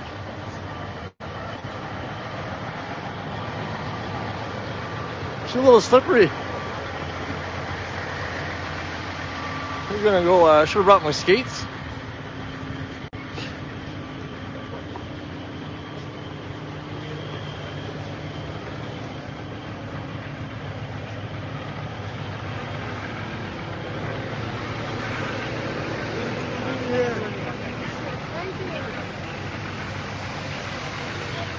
We're making our way up to the line here.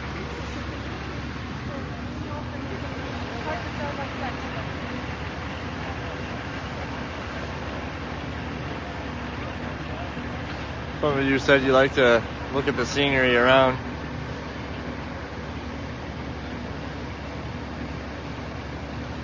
Yeah, they should build Ottawa for snow clearing.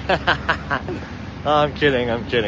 You know, I gotta give it to the men and women of the city of Ottawa, the employees that plow and stuff. They do a good job, man. In my eyes, they do a really good job. It's hard taking away all that snow, and then if it's gonna be snowing like tonight, you're pushing snow that's gonna fall back within a few hours and such. You gotta try and make your way right back. We are just going in and out of the vehicles. People are still being well fed.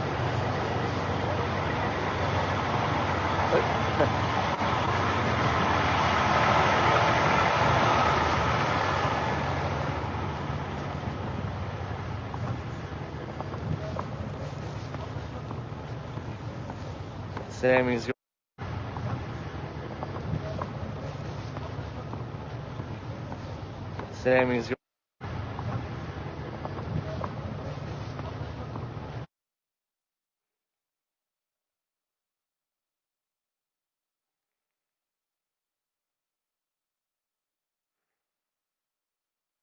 these protests by Canadians by calling them down in the first place and then not dealing with it as it unfolded. I think back to a former leader of the Progressive Conservative Party that went along with the former Prime Ministers who invoked the War Measures Act, and then for the third time in Canadian history, and not during wartime, Madam Speaker. He voted for that War Measures Act. His name was Robert Stansfield. He later said it was the greatest regret of his life that he voted with the government that day. Edmund Burke is often quoted, "The only thing necessary for the triumph of evil is that good men do nothing." Well, I stand against this measure with every fiber of my being. I will vote no. This is a free country, and its people should be free to protest, free to exercise their given human rights, and we need to respect and engage them. Thank you. Questions and comments. The Honourable Parliamentary Secretary to the Minister of International Trade. Thank you very much, Madam Speaker. And I respect the member opposite a great deal and served with her on the Justice Committee in the last Parliament. I would just simply put it to her, because I've heard this narrative throughout the debate thus far, that the tools are no longer necessary, for example, vis-a-vis blockades at borders, because the blockades have been cleared. And I would put to her a few simple facts, just simply one lawyer to another, that we know that there was an attempted resurrection of a blockade at Windsor just yesterday, and the Windsor Police used the tools under the Emergencies Act to their benefit to prevent and thwart that quickly. We also know that protesters who have threatened to take up arms have openly declared that they will be returning to Quebec City on February 19th in front of the Assemblée Nationale. And we know the type of arms that were seized at Coutts.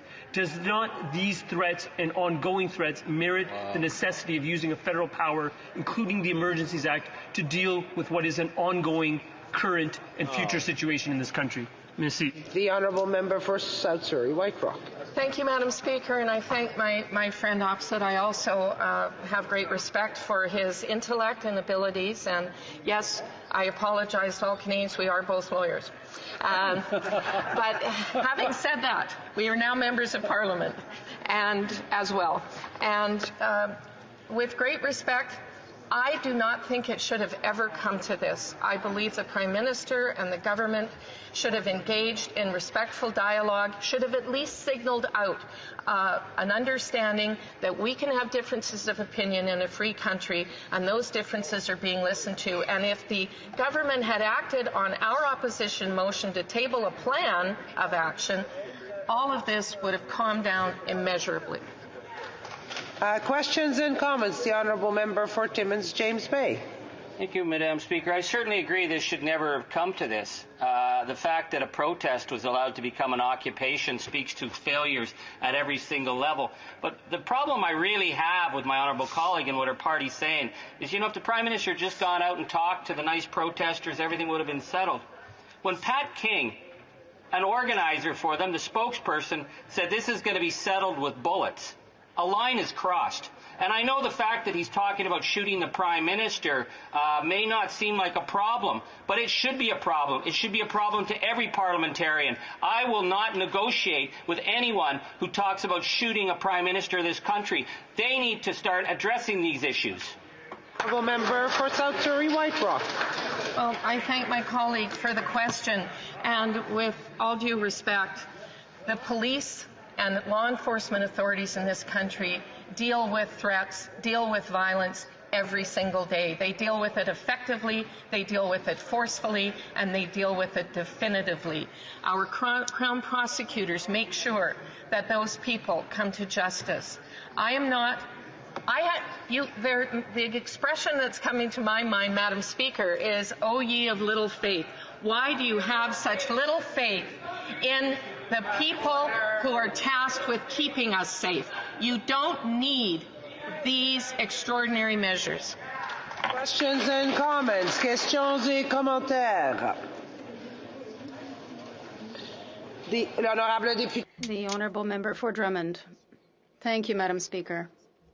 I didn't think I would do this, but I would like to add on to what the member for Timmins, James Bay, just said.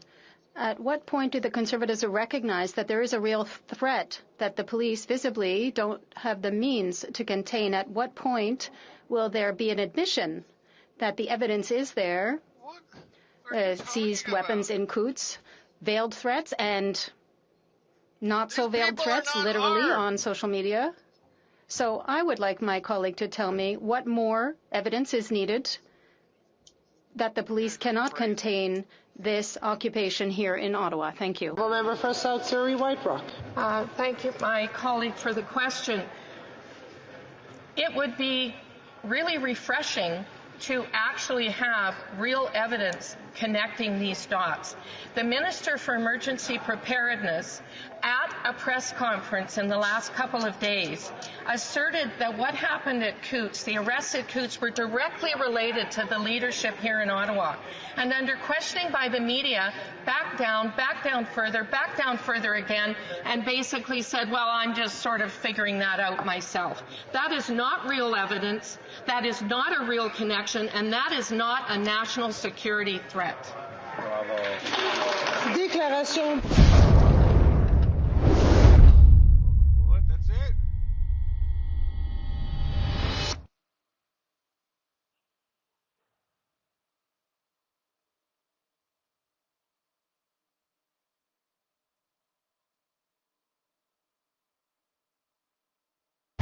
Keep moving around. Let's try and get the complete lay of the land tonight.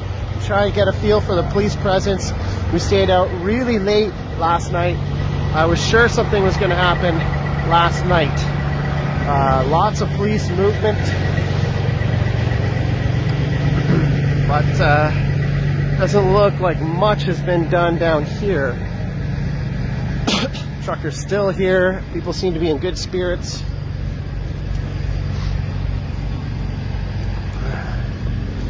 Okay, moving down Wellington.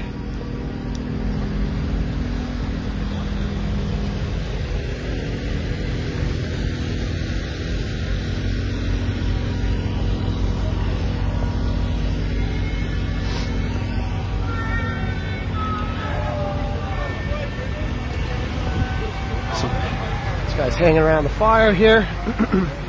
Guys, how are you? Good to see you guys. They're 101. How you guys feeling tonight? Is everything going okay? Okay. Have you had any problems from the... Okay. The problems are all fictitious, my friend. Okay. This is smoke and mirrors from a desperate regime of fucking terrorists that are running our government. We see nothing but peace. It's desperation. I've hugged more people in the past 2 hours than I've hugged in the past 3 years. Okay, guys. Awesome. Thank you for sharing. I really appreciate your time. You guys have a great night, eh? Take care. Thank you for spreading real news. You're welcome. Thank you for spreading real news. Here, I'll say something. Police movement is going to make an echo across the world. And if they do anything violent or take us away from our right to protest, head east toward I-44 East.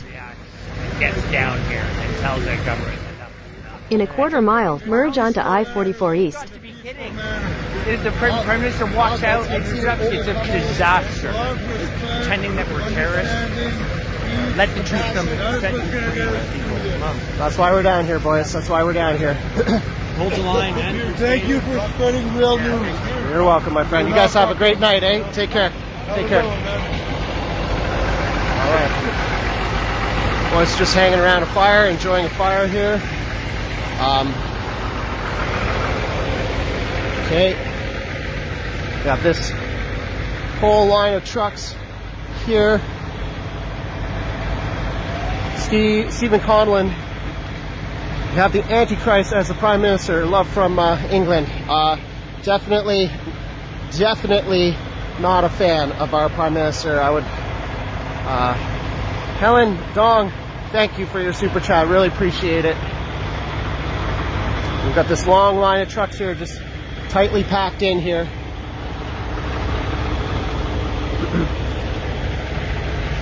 Basically no, with the exception of 1 or 2 vehicles, not a whole lot of movement. Continue on I-44 East for 16 miles.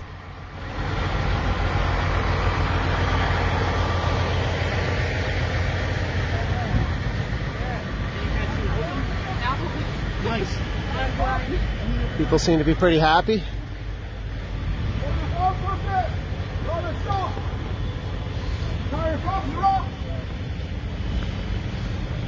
Only one law.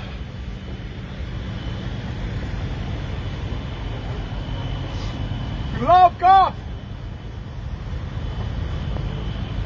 Only one power. Hold the line. Trump wants us hold the line. Blessings from Florida. Lots of people from Florida up in this house tonight. Thanks for joining you, Ottawa Scotty YouTube's channel. This man is shouting something in Japanese, actually.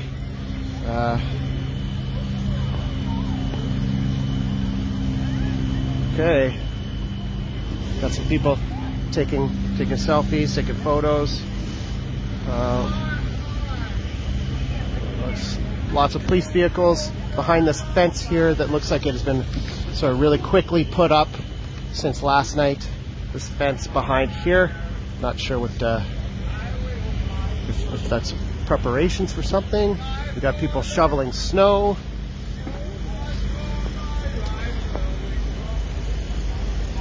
Lots of volunteers here just helping out.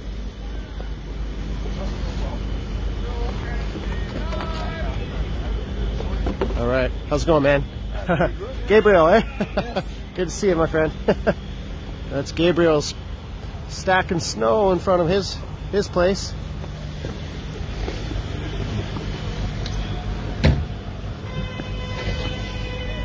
Put some snow in front of his truck here.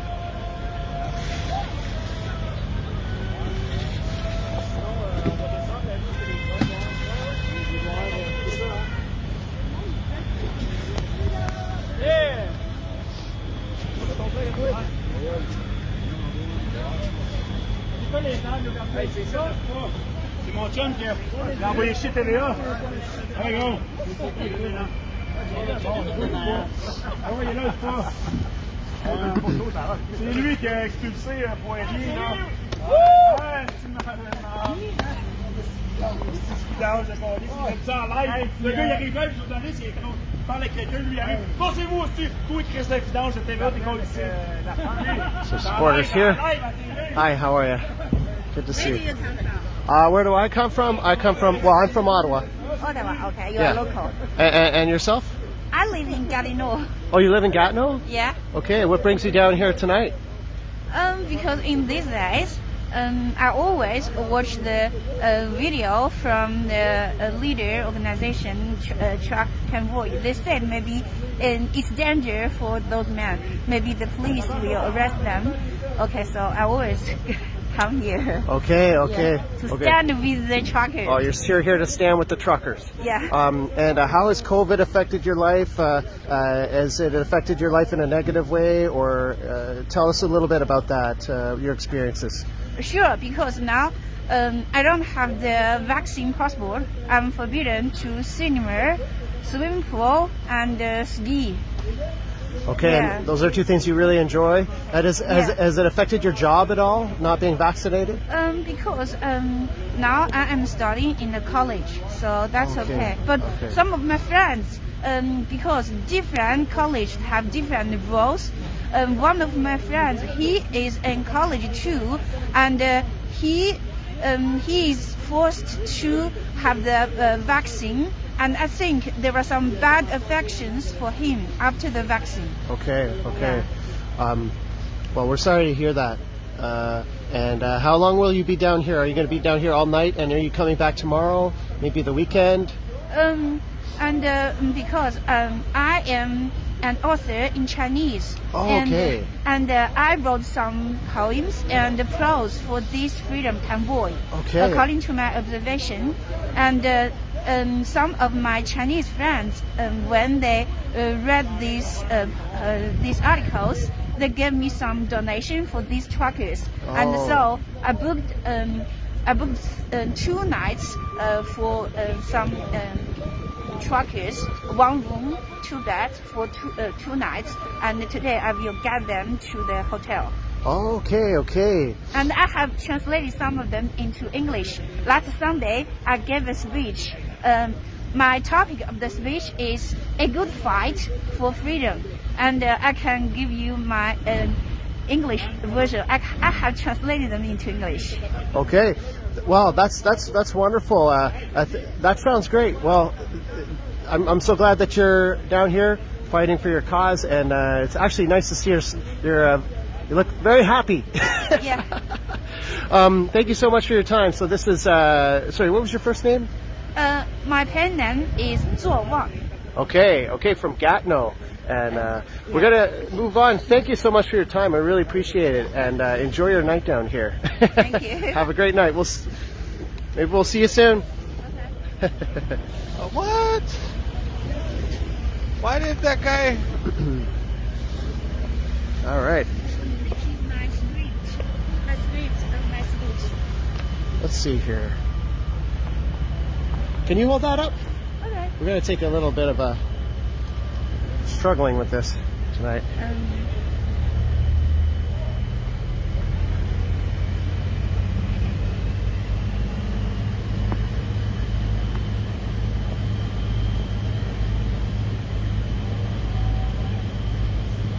Interesting. We'll definitely take a screenshot of that and read that later. Thank you so much for your time. I really appreciate it.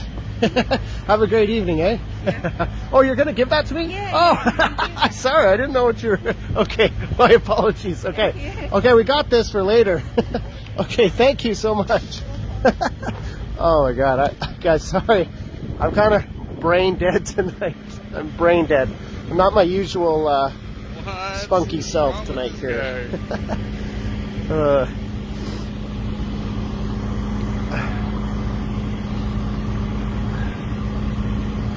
Oh.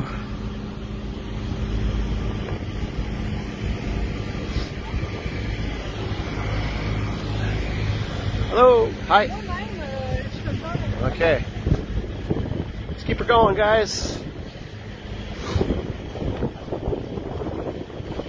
This woman right here has given us some of her poetry to read for later. I have a... My name is Steve Bell, and I'm the interim chief of the Ottawa Police Service. I want to thank our partners from the Ontario Provincial Police and the Royal Canadian Mounted Police for being here today. With me, I have Deputy Commissioner Chris Harkins of the OPP and Deputy Commissioner Mike Duham of the RCMP.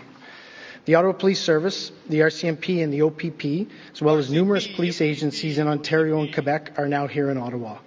We've been bolstering our resources, developing a municipality that would involve issues that we should be concerned about.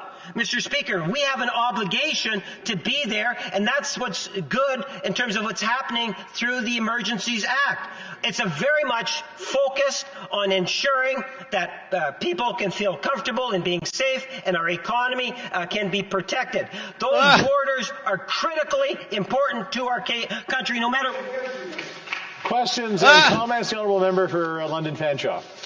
Thank you, Mr. Speaker. I would like to ask the Honourable colleague, in my community, I've received some complaints from folks who are upset because Confederate flags have shown up on their neighbors' lawns. I'd like to ask him, going forward, after ideally we can move past this convoy and hopefully things settle down a little bit, where the government is going to go from there. How are we going to stop this from spreading in the way that we've seen it spread to communities, and that embolstering, I'm not sure the word exactly, of that hate and that horrible symbolism of hatred? The Honourable Parliamentary Secretary. Yes, Mr. Speaker, that's an excellent question, and I can tell you many years ago, I used to be a critic for diversity. And I often talked about the issue of racism. And the best way in which you fight racism is through education.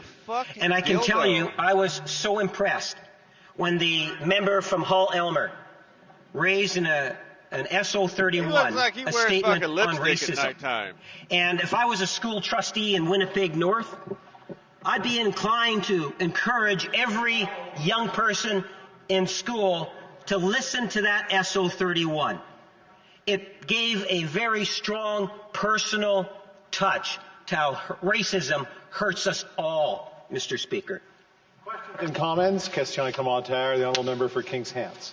Thank you, Mr. Speaker. I'd like to thank my honourable colleague for his remarks today. Just two quick questions for him. One is around powers. I had the opportunity to speak to a constituent, actually just a few minutes ago, who was concerned that this was a broad overreach by the government. When I actually explained the different measures within the public order, he actually understood it and said, well, look, that's reasonable because it's giving tools to police to actually be able to address this. Could the member speak about how these are really restrictive powers, albeit under the Emergencies Act, to give those tools, and that it's about leadership not just here in Ottawa, but in his own city, in Winnipeg, as he mentioned, in other places of the country, to make sure that the law enforcement, if they choose to use this discretion, have the tools to stop the blockades and the protests that we've seen that are truly illegal.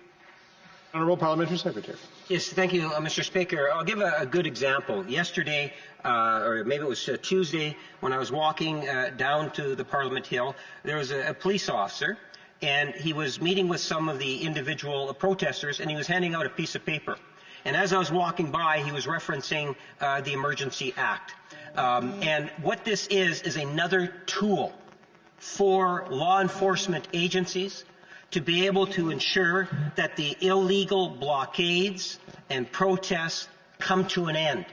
To make sure. Thank you, Mr. Speaker.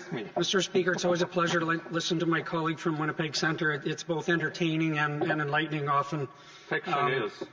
It's interesting for him to talk about the political aspects of all this. It seems that the first thing that comes to mind is the pot calling the kettle black. But, Mr. Speaker, the Prime Minister expects us to believe that the Emergency Act will be geographically targeted, and that's a quote. That's what he told Canadians when he made the announcement. Yet the Order in Council itself states that the emergency exists throughout Canada, and again, that's a quote. We have nothing to suggest otherwise. Resuming debate, the honourable member for Selkirk, Interlake, Eastman. Thank you, Mr. Speaker, and I can tell you it's disappointing that we actually are here debating the use of emergency powers that has been laid out by the Prime Minister. Really, this is an indictment on failed leadership. This is about a Prime Minister who has dropped the ball when it comes down to dealing with this crisis, but also has failed to unite Canadians because he constantly just divides, stigmatizes, insults, and marginalizes those that have concerns about vaccine mandates, about the restrictions that have been brought in by the federal government. And he doesn't seem to listen. I don't believe that the Emergencies Act needs to be used. I don't believe that under the definitions of the Emergency Act that the threshold has been met. And I don't believe that the federal government has used the powers that they already possess to deal with these situations. What I do believe is that under this Order in Council that we're looking at under the Emergencies Act, under, I believe it's Section 19 of the Act, that there is open-ended powers that have been handed over to this Prime Minister.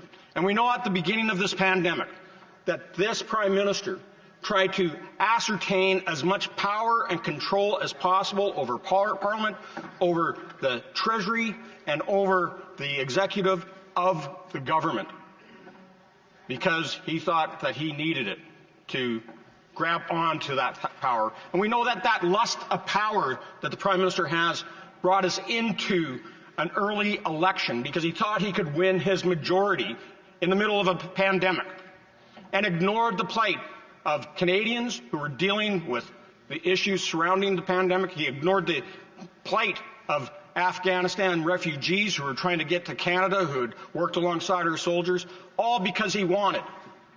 The Prime Minister wanted more power. He thought he could get his majority. Now, in the past, we had the War Measures Act. No, there hasn't. And so there is no way that the sovereign nation of Canada is under threat, that we have to go and use this Emergencies Act. What we see out on the streets, yes, need to be called out and held, get attention to make a point. Part of being racism. And so each and every one of those people that have infiltrated need to be called out and held responsible for those hateful acts. but that includes civil disobedience. And I've said it in this House before. When the Liberals had their long gun registry, I refused to register my long guns. That was my act of civil disobedience, to stand against an overbearing, overreaching Liberal government policy. Now, I'll also say this, because there is a lot of concern about, how traffic's been blocked, how borders were blocked, infrastructure's been blocked. I've always opposed blockades. We cannot hold our economy hostage. I believe that everybody has made to the point. I'm glad that they're going home, and they're going home off our border. And thank him for doing that so strongly. Mr. Speaker, I want to also just comment that the Emergencies Act specifically is designed to uphold the Charter of Rights. Our charter rights are being violated in this as well. I'll say this, if the government is so concerned about foreign interference, then why haven't they denounced what we've already seen as what was linked to the communist regime in Beijing and interfering in the last federal election here that cost us, as a Conservative Party, at least 9 seats? Why don't they denounce when Tide Foundations and other money from the U.S. flows up and funds things to block our energy products and our transportation systems in this country? Questions et commentaires, questions and comments. L'honorable député de Jonquière. The honourable member for Jonquière. Bon, j'ai écouté attentivement mon collègue dans les réponses qu'il a données et il semble sceptique à l'idée qu'on saisisse les comptes de banque et les ressources financières de certains manifestants. Il semble sceptique à l'idée qu'on remorque les camions de certains manifestants. Alors je me demande quelles mesures on peut mettre en place pour mettre fin à ce qui se passe dehors. Je ne suis pas d'accord avec la loi des mesures d'urgence, mais zéro, c'est vouloir tuer une mouche avec un bazooka. Mais mon collègue semble laisser entendre qu'il n'y a pas de mesures possibles. À son avis, quelles mesures sont possibles de mettre en place pour mettre fin à ça? Mr. Speaker, we know that there's a number of provincial, municipal, and federal laws that are already in place, including the criminal code, that can be used to deal with the situation out on the street. Sitting on the street and illegally parking, well, guess what? You get a parking ticket, you get towed. And it's just a matter of having enough police members out there to do it. As I used in this example, we witnessed with both the Olympics in 2010 in Vancouver, as well as the G20 meeting in Toronto in August of 2010, that there was lots of police that were able to be brought in from across the country by using federal, provincial, and municipal powers to provide the proper security at the Olympics and arrest over 1,100 protesters that were at the G20 summit and have them all locked away and made sure that everybody else was safe. And for a quick one, the honourable member for Port Moody, Coquitlam. Thank you, Mr. Speaker, and I just wanted to mention that, there has been some words tonight about this being an inconvenience or annoyance, and I just want to point out the privilege that we have in this House that exists, that we can look at something like this as just as an inconvenience and an annoyance when there's families and individuals struggling right now with no income because of their lack of ability to go to work. I just wanted to speak about the policing. My question to the member, Mr. Speaker, is why does the member think that policing has not been enforced, even though we know that there are infractions happening and crimes happening on the street right now? Honourable member for Selkirk, Interlake, Eastman, 30 seconds or so. Well, Mr. Speaker, I think it's pretty clear that we've had such weak leadership from the Prime Minister that he hasn't at all provided any direction. That the Public Safety Minister and the Minister of Emergency Preparedness have not been at all concerned about this until it came to the 11th hour. They should have been acting on this sooner. They should have had more police on the streets, and they should have had proper ticketing and arresting individuals, especially those that were promoting hate on the streets. Thank you. Resuming debate, continuing debate. The honourable member for St. Albert, Edmonton. Thank you, Mr. Speaker. I rise to speak this evening to speak of the government's unprecedented invocation of the Emergencies Act. This act has been on the books for 34 years. And in those 34 years, it has not been used on a single occasion. Not during the Oka crisis, not during Caledonia, not in the wake of September 11th, not following the 2020 blockades of critical infrastructure, including railway lines and pipelines that went on for 2 months. Never before. And there's good reason, Mr. Speaker, that this act has never been invoked before, and that is because it is exceptional legislation meant for the most extreme of circumstances.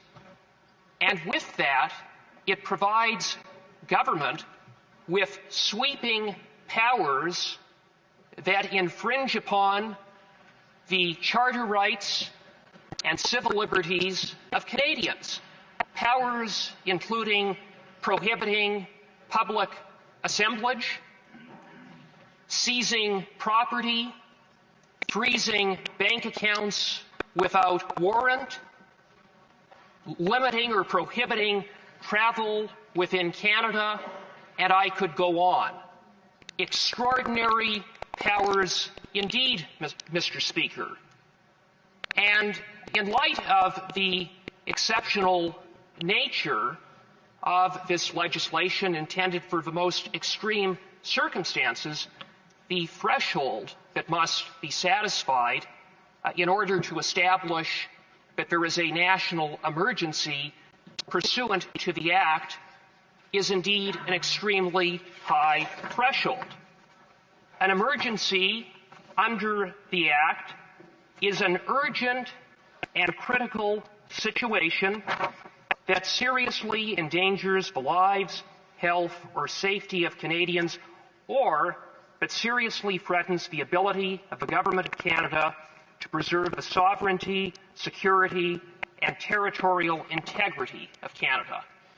And not only that, Mr. Speaker, the emergency must be of a nature so as to exceed the capacity or authority of a province to deal with it.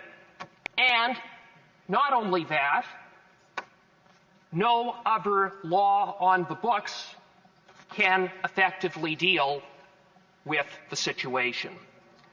Mr. Speaker, it is patently clear that that threshold, that very high threshold, has not been satisfied. Indeed, it has not come close to being satisfied. The government, in justifying the invocation of these extraordinary powers, talk about ending blockades. Indeed, when in the Act, inaugurated that no other municipal bylaws, those are tools on the books to address this situation. But, Mr. Speaker, what cannot be justified is invoking the emergency. They can follow the law pursuant to the Emergencies Act, or they can aid and abet this abuse of power on the part of the Prime Minister. The choice is clear. Thank you, Mr. Speaker. Now, since I've taken the chair, I've noticed a lot of helpful people trying to help everybody out in their speeches, and I know it depends on who's actually got the chair to where the help is coming from. But we've got lots of debate to do. We've got lots of opportunity to be able to speak in the House. We've got lots of opportunity to ask questions. So let's get to questions and answer. The Honourable Minister of Families, Children, and Social Development. Thank you, Mr. Speaker. It's a long title.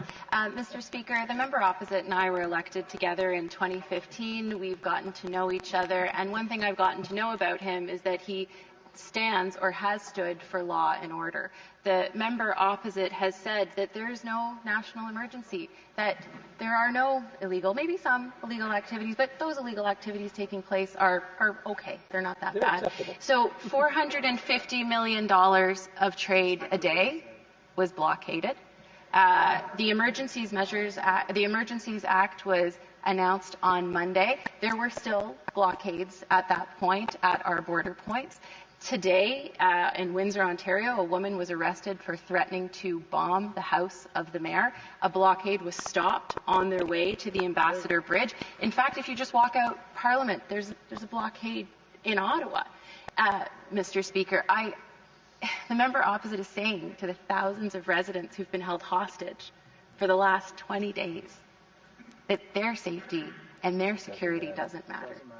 What is he saying to the Canadians who elected members in all parties in this House just a few months ago, to the people who are out there that he served coffee to, that he took pictures with, that have said they want to overthrow not the government, every elected member? The honourable member for St. Albert, Edmonton. Thank you, Mr. Speaker, and I want to thank the honourable minister for her question. And the issue at hand is whether the threshold has been met to invoke the Emergencies Act. That is the question, and based upon a review of the legislation, it is very clear that that bar has not been set. With respect to the blockades, it was existing law enforcement tools and powers under the authority of the provinces that dispersed the situation. At Coots, the situation was dispersed by many of the protesters themselves. What the Prime Minister needs to do is turn down the temperature and instead of pouring fire on this situation. And with respect to the Honourable Minister, I say this could be ended very, very quickly. The path towards ending it is for the Prime Minister to move forward and lift his punitive and discriminatory vaccine mandates. That would resolve this issue. Alors, j'essaie mon mieux d'inclure tout le monde dans le débat. J'essaie mon mieux d'inclure tous les partis politiques dans la discussion pour les questions. Mais je vois que les questions et les réponses sont un peu longues. But questions and answers have been a bit long. Questions and comments, the Honourable Member for Longueuil Saint-Hubert. Thank you, Mr. Speaker. I will try to speak quickly. I very much liked my colleague's speech. We in the Bloc Québécois are obviously strongly opposed, but for maybe different reasons. We are allergic to the federal government stepping into Quebec's jurisdiction, trying to meddle. I understand my colleague's stance. However, many conservative MPs over the past few weeks have taken selfies or even videos with the protesters right here in Ottawa and elsewhere. So I have a rather simple question. Traffic is getting worse. You are still on the fastest route. You will now arrive at 8:51 p.m. Thank you, Mr. Speaker. There are 119 Conservative members of Parliament who are working every single day to fight for their constituents, including those who have been adversely affected by this government's tyrannical policies. Questions and comments, questions et commentaires. The Honourable Member for Winnipeg Centre. Thank you so much, Mr. Speaker. I know my honourable colleague frequently refers to Indigenous peoples who are peacefully protesting on their unceded territories.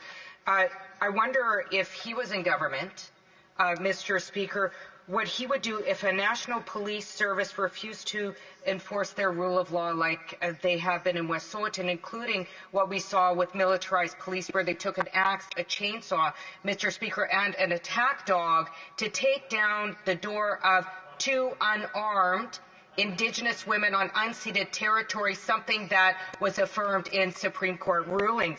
And the fact that we now are witnessing in Ottawa, police in Ottawa that have been dangerously lenient to these so-called protesters. I would refer to it as an illegal occupation, Mr. Speaker. In fact, we even have photos and news broadcasts of police officers hugging blockaders. I'm wondering what he would do if he was in government, Mr. Speaker. The Honourable Member for St. Albert, Edmonton, with a very short answer. Thank you, Mr. Speaker. The ball is in the Prime Minister's court. He created this crisis. It is up to him to solve the crisis, and solving the crisis does not begin by invoking an Emergencies Act that cannot be justified in the circumstances. Belief that the situation was turning against the government. The more time passed, the more it became clear that the Prime Minister did not know what to do with this hot potato. For 2.5 weeks, the Prime Minister punted his responsibility to the Ottawa Police. All political parties, to varying degrees and promoting very different solutions, of course, were urging him to act. On February 7th, the former Ottawa police chief, who was still in office at the time, asked Ottawa for 1,800 officers in reinforcement. In the end, just over 275 RCMP officers were sent. They were sent, though, mainly to protect the Prime Minister and Parliament Hill. According to the Ottawa Police Chief, only 20 officers were assigned to the demonstration. The City of Ottawa contacted the organizers to ask for certain trucks to be moved to make life a little bit easier for residents. Pourquoi c'est pas le fédéral qui a pris le téléphone? Mais le fédéral, justement, dans tout ça, la vérité, c'est qu'il n'y avait pas de pilote dans l'avion. La base du leadership aurait été de créer une cellule de crise pour coordonner tous les paliers ensemble. Faut-il se surprendre quand on voit comment ce gouvernement et ce premier ministre ont géré les crises précédentes? On pense à la crise des chemins de fer impliquant les Wet'suwet'en, ou au début de la crise de la COVID en 2020, quand à peu près tout le monde demandait la fermeture préventive des frontières face à un virus qui nous est encore très largement inconnu. On le connaissait encore très peu, mais le gouvernement laissait les choses aller. Dans le dernier exemple, d'ailleurs, le laisser-faire fédéral a atteint un point si critique que la mairesse de la ville de Montréal, Mme Valérie Plante, elle a décidé de se rendre elle-même en personne à l'aéroport international. Stated their mission, which was to overthrow the government. It sounds ludicrous, but they brazenly posted that on their website, and they reiterated it. Order. I can't hear the question, and I'm sure the Leader of the Opposition can hear the question. The Honourable Member for Burnaby South. It's no secret. Des services publics ou en assurer la restauration et l'entretien.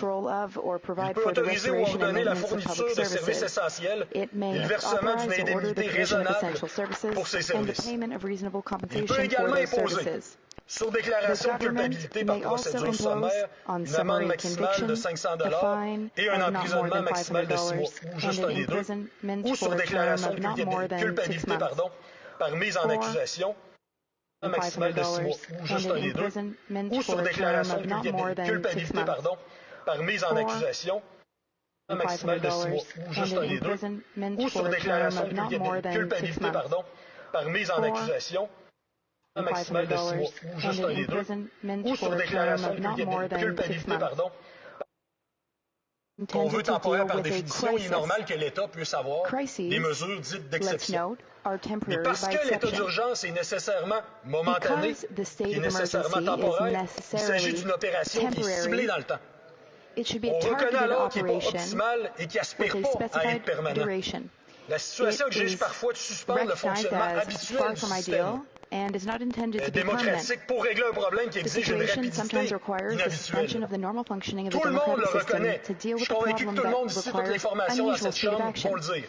On va être d'accord avec ça. La loi sur les mesures d'urgence, c'est une décision extrême qui survient maintenant, après 2 semaines où le problème a été traité comme étant mineur pendant les premiers temps.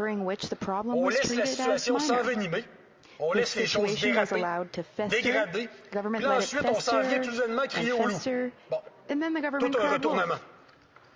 Mais pourtant, pourquoi ne pas utiliser les recours légaux et les institutions légales ordinaires?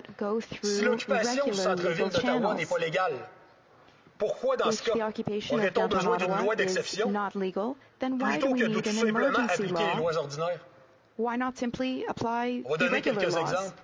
Les 4, 5, 6 février, manifestation à Québec, aucun siège, aucune occupation. La ville était prête. Ils ont prévu leurs mesures d'aménagement. Le service de police de la ville de Québec a laissé les camions circuler jusqu'à un certain périmètre qui avait été prévu d'avance. Mais il a veillé à faire respecter les règlements municipaux. Respect total, donc, du droit fondamental de manifester pacifiquement, mais clarté dans le fait qu'il y aura protection de la sécurité de tous et toutes, que ce soit les manifestants ou que ce soit des résidents et résidentes. A-t-on eu besoin de la loi sur les mesures d'urgence à Québec ce jour-là? La réponse est non.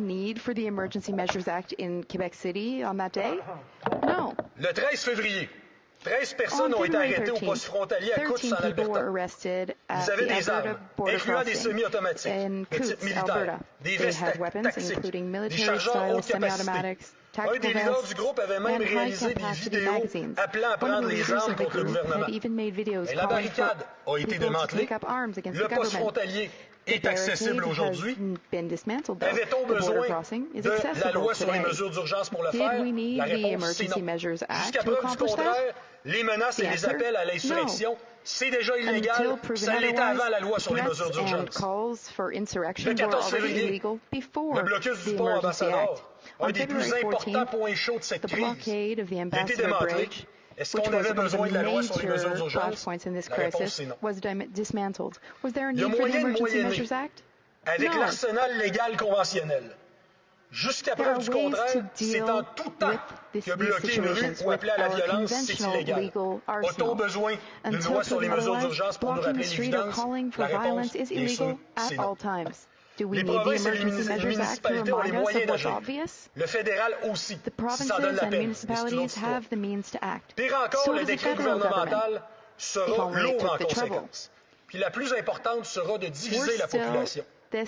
Comme lorsqu'il a formulé ses insultes à l'endroit des manifestants au début de cette crise, le premier ministre procède à une récupération partisane des événements, se disant qu'il sortira sans doute gagnant de cette polarisation malsaine. Le feu s'éteint peut-être petit à petit.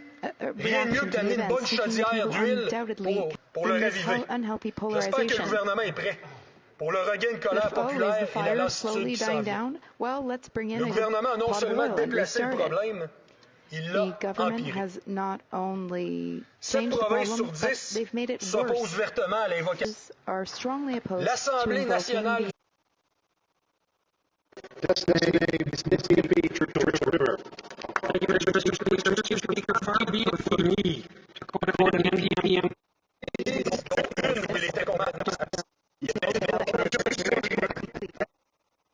vite laissé place à l'intrépidité ont été affectés aux manifestants, qui nous est encore très largement inconnu. Et qu'il y a différents niveaux d'autorité, provinciale, fédérale, municipale, ont réussi à lever certaines occupations. La tortue s'est soudainement mise à se prendre pour le lièvre. La loi sur les mesures d'urgence, rejetons la loi sur les mesures de guerre, allait être invoquée. Et ce, même si le premier ministre a clamé pendant 3 jours qu'il n'y aurait pas de retour. Au moment où la situation commence à se régler sans le fédéral veut pouvoir mettre dans son CV qu'il a fait quelque chose. C'est ce qu'on appelle un constat d'échec, Monsieur le Président. La loi sur les mesures d'urgence vise à donner des pouvoirs exceptionnels au gouvernement. Par décret, le gouvernement peut donc imposer la réglementation ou l'interdiction des déplacements, l'utilisation de biens désignés les assemblées publiques, dont il est raisonnable de penser qu'elles auraient pour effet de troubler la paix. Il peut désigner et aménager des lieux protégés.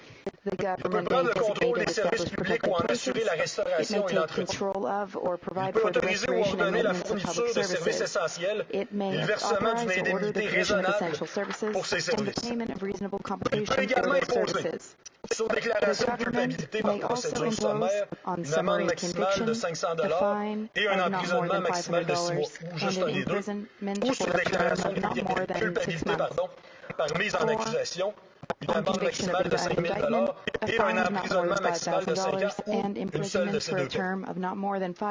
La loi sur les mesures d'urgence, précisons-le d'emblée, elle n'est pas légitime en soi. L'état d'exception, ça fait partie intégrante de la démocratie, tant et aussi longtemps qu'il aspire à faire face à une crise qu'on veut temporaire par définition, il est normal que l'État puisse avoir des mesures dites d'exception. Mais parce que l'état d'urgence est nécessairement momentané et nécessairement temporaire, il s'agit d'une opération qui est ciblée dans le temps. On reconnaît alors qu'il n'est pas optimal et qu'il n'aspire pas à être permanent. La situation exige parfois de suspendre le fonctionnement habituel du système démocratique pour régler un problème qui exige une rapidité inhabituelle. Tout le monde le reconnaît. Je suis convaincu que tout le monde ici, toutes les formations dans cette chambre vont le dire. On est d'accord avec ça. La loi sur les mesures d'urgence sert normalement en cas de sinistre, en cas d'état d'urgence, en cas de crise internationale, ou lorsque le pays est en guerre. Si son emploi peut être juste, et ça j'insiste là-dessus, il peut l'être absolument. Aucun doute là-dessus. Aucun débat à avoir là-dessus. Mais il ne peut l'être qu'en dernier recours.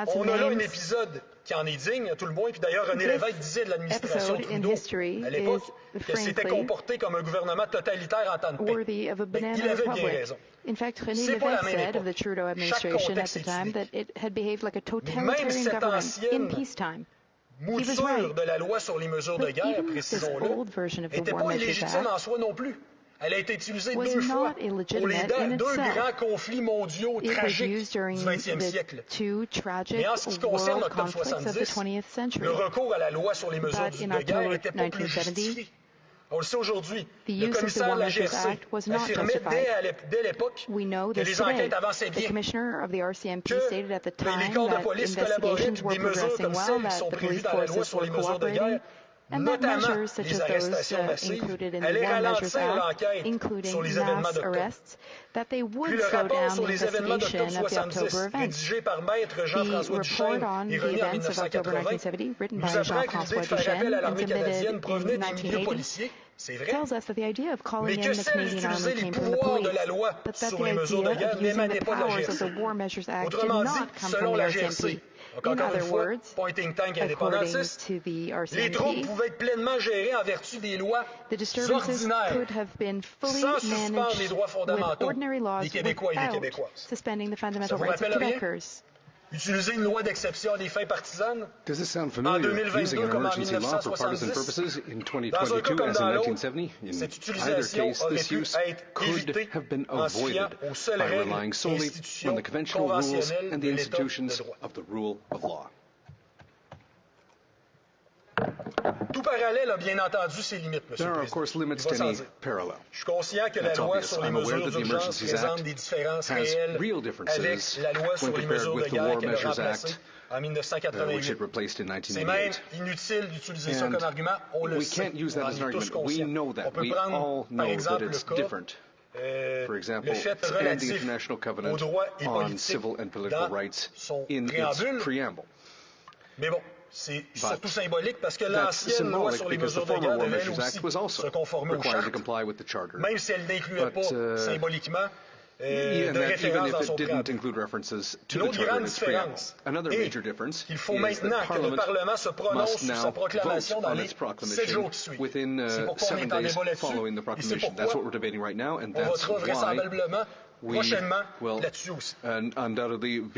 Malgré ces grandes différences entre les deux lois, entre les États, entre les contextes, et ne me faites pas dire ce que je n'aurais pas dit, c'est-à-dire qu'il y aurait que ce serait identique. Ce n'est pas le cas. Malgré ces différences, une vérité demeure. Le gouvernement banalise de façon irresponsable une loi d'exception aux dispositions radicales qui peuvent être justifiées. Tout ça. Mais convainquez-nous, actuellement, on ne l'a pas cette preuve. C'est un recours qui est déplacé. Que ce soit clair, la gestion chaotique de cette crise par l'actuel Ottawa du côté de Gatineau aussi, Monsieur le Président. J'ai pas entendu parler de tous ces commerçants qui voyaient la lumière au bout du tunnel, qui disaient on peut ouvrir notre commerce, ils ne peuvent plus ouvrir leur commerce à cause de ce qui se passe dehors, Monsieur le Président, parce qu'ils savent que ces gens-là dehors, Monsieur le Président, puis honte à eux pour ça. L'honorable député de Saint-Hyacinthe, alors, on va laisser faire la honte et la culpabilisation. Je trouve ça dommage que le ministre patrimoine apprécie sa belle-mère. J'espère qu'il n'est pas à l'écoute.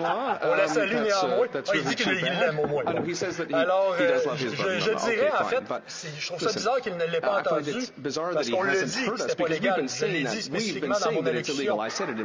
Pour justement dire que si c'est pas légal, ça l'était aussi avant la loi sur les mesures d'urgence. Ce qu'on disait, c'est agissez, mais selon la loi existante. C'est aussi simple que ça. On n'a pas besoin de loi d'exception pour rappeler que quelque chose qui est déjà illégal l'est. On n'a pas besoin de loi d'exception pour rappeler l'évidence. Questions et commentaires. Questions and comments. The honourable member for Destiny, Miss-Nippy, Churchill River. Thank you, Mr. Speaker. Mr. Speaker, far be it for me to quote an NDP MP in this House, but considering the Honourable Tommy Douglas is from Saskatchewan, I think maybe I'll do it just this one time. In describing Pierre-Elliott Trudeau's use of the War Measures Act, he said it was like using a sledgehammer to crack a peanut. Mr. Speaker, I'm sure my colleague from the Bloc would agree that what is happening outside is pale in comparison to what was going on in 1970. He referred to that in his comments. I would ask my colleague from the Bloc what he thinks the great Tommy Douglas would do if he were here in this House of Commons at this moment in time. The député de Saint-Hyacinthe.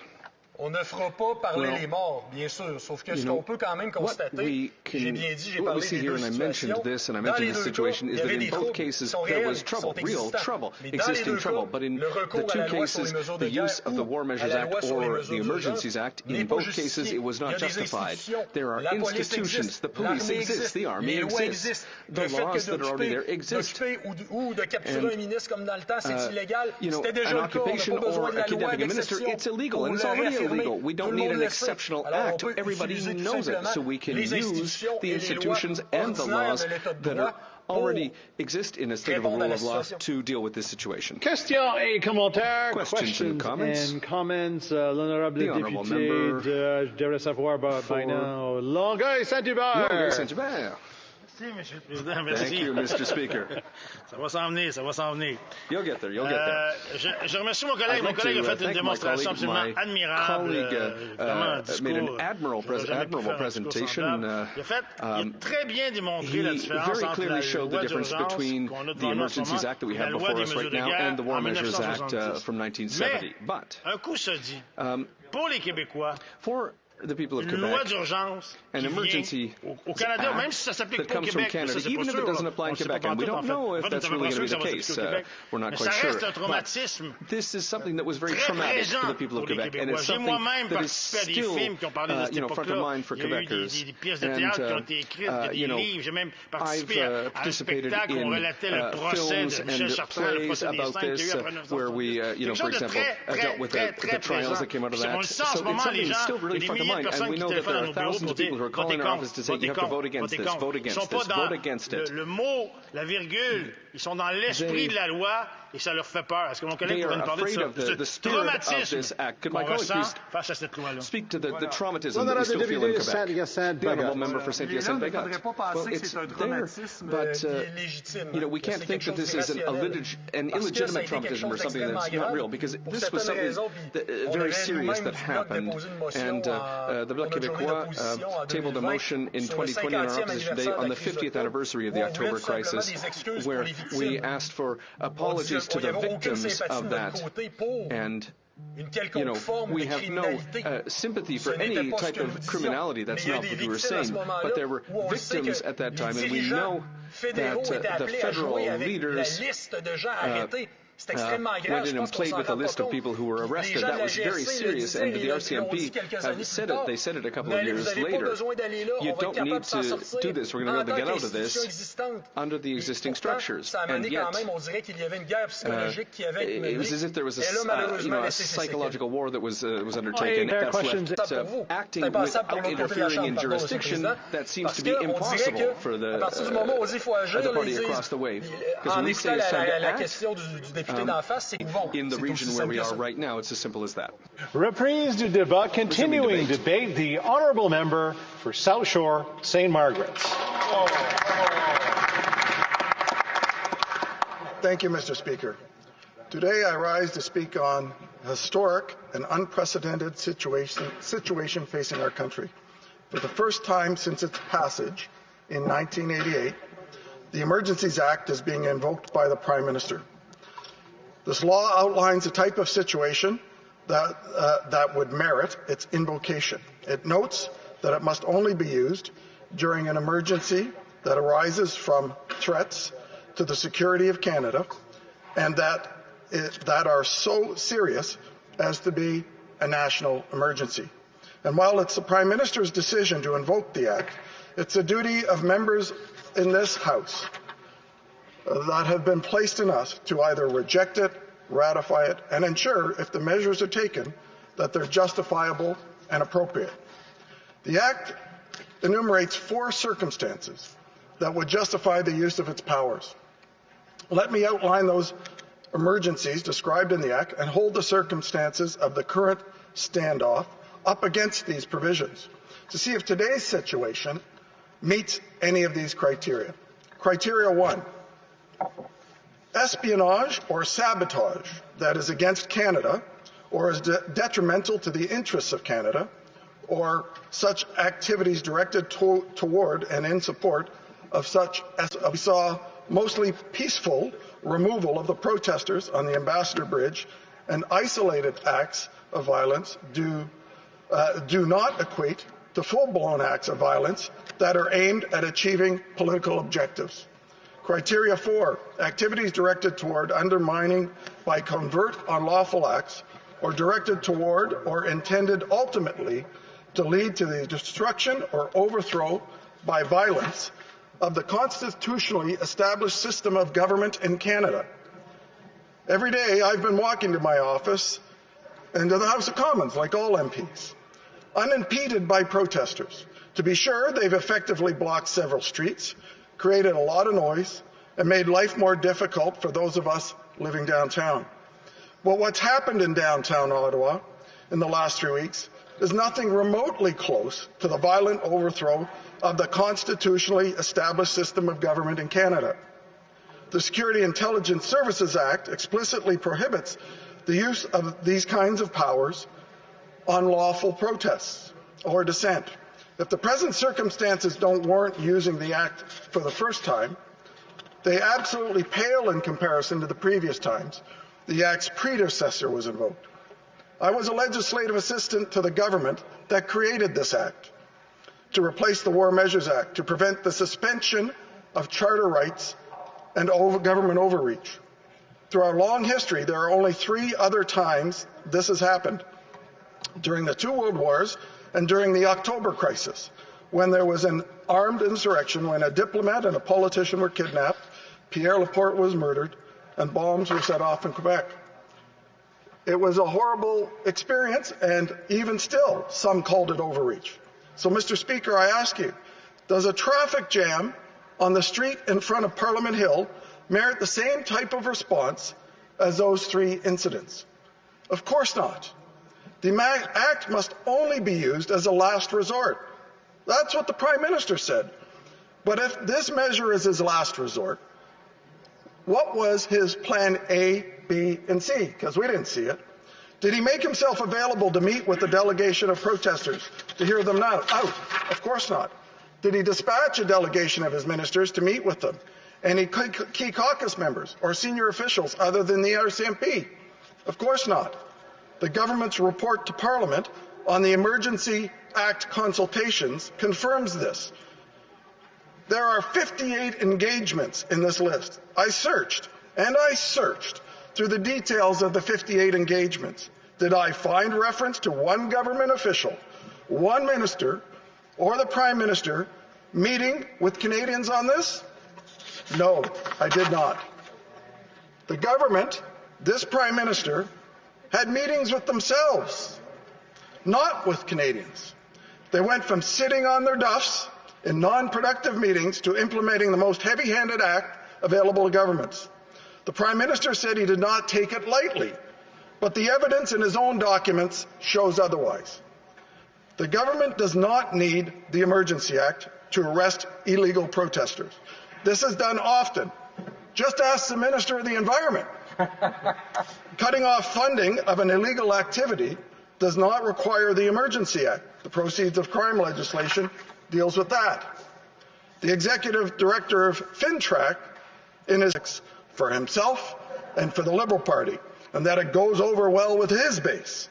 Mr. Very selective Prime Minister, one who picks and chooses his causes based on the degree to which they further his vain glorious reforms that were being proposed by the government of India, the world's largest democracy. And a fellow righteous remarks, the PM justified his intervention in the domestic affairs of the world's largest democracy by saying, and I quote, and I know until those mandates are ended. Canadians have sacrificed so much. We all know that. Every member of Parliament has heard and seen firsthand the sacrifices. However, in a country more divided than ever, the Prime Minister has decided to purposely politicize the pandemic for his own game. Time is up, but I'm sure he'll be able to add through questions and comments. Questions et commentaires. The Honourable Minister brought forward a state of emergency, extraordinary powers, and then was very supportive of the federal government bringing this forward because of the extraordinary damage to our economy and the security of Canadians at border points, as well as right here in Ottawa, Madam Speaker. Again, what I hear from the members opposite is a complete disregard for the safety of people in Ottawa, and I just ask the member, when will he recognize that people are unsafe and they are scared, and it is our job as parliamentarians to protect them? The Honourable Member for South Shore, St. Margaret's. Thank you, Mayor. Get some more questions asked. Questions et commentaires. Questions and comments. The Honourable Member report quickly. Excuse me, Beauport Limoilou. Merci, Madame la Présidente. Thank you, Madam Speaker. Depuis ce matin que j'écoute parce que c'est un sujet qui est excessivement important. Because this is such an important topic, and what I'm hearing, well, it's as if we've got a medal un livre n'avait pas deux couvertures, without two sides, or a book without any content or a story. On the one hand, everything is dramatic, and on the we have time for a brief question. The Honourable Member Port Moody Coquitlam. Thank you, Madam Speaker. And I just wanted to say that I've heard some words around this House today that people aren't talking to constituents, that people aren't talking to workers, that members of Parliament. Thank you, Madam Speaker.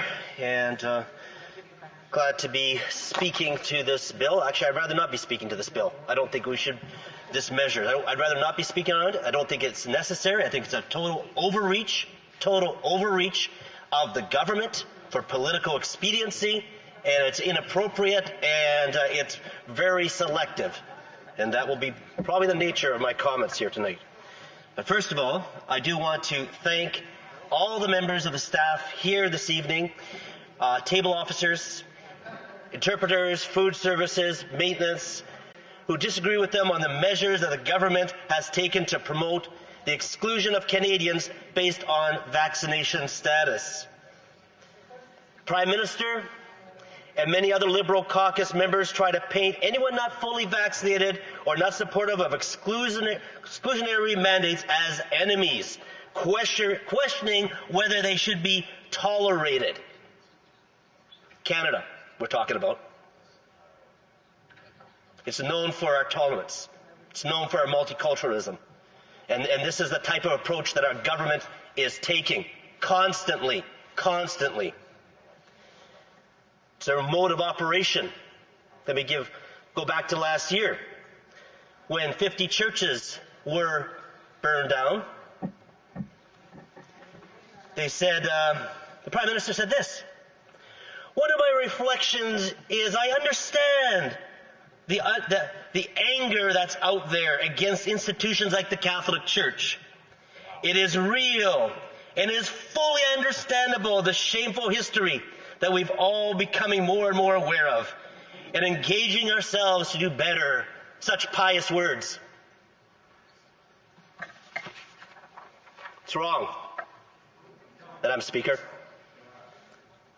Burning of churches for the Prime Minister and this Liberal government is understandable, but no desire to show concern for those protesting now. He told several church leaders that evangelical Christians were the worst part of Canadian society. Yes, exclusionary tolerance. That's what I'm speaking about. Talking about 3%. Madam Speaker?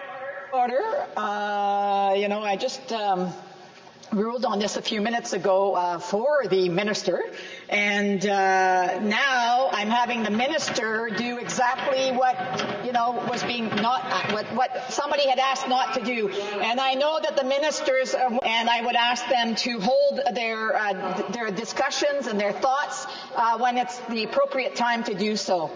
And the honourable members can wait, and the honourable ministers can wait until then to ask a question. The honourable member for Pitt Meadows, Maple Ridge. Yes, Madam Speaker. This is a precedent-setting, first-time ever invocation of the Emergencies Act. They didn't seem to be so quick to impose it recently when there were blockades.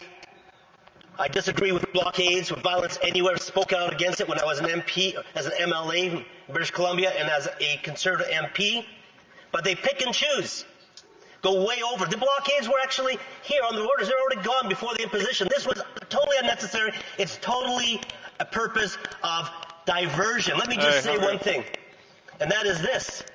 Why are we having this all of a sudden? Well, it seems to me a couple things. Things like their pandemic strategy might have been, what's going on here? Let's impose mandates upon truckers who've been able to drive back and forth in the past two years, keep the supply chains open, bring that in, and try to double down when there was pushback. They don't care if tens of thousands of Canadians are losing their jobs. And I talk to them. I talk to truckers. I talk to many others. There is not a compassion. It's like,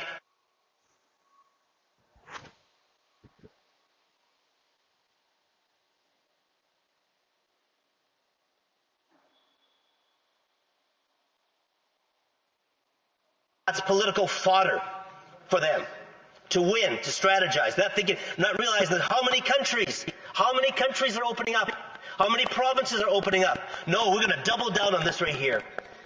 I would also like to ask him about the have other people ask questions as well. Questions and comments. You all remember Pitt Meadows, Maple Ridge? Thank you, Madam Speaker. I don't happen to be the Prime Minister, okay? I'm not. So,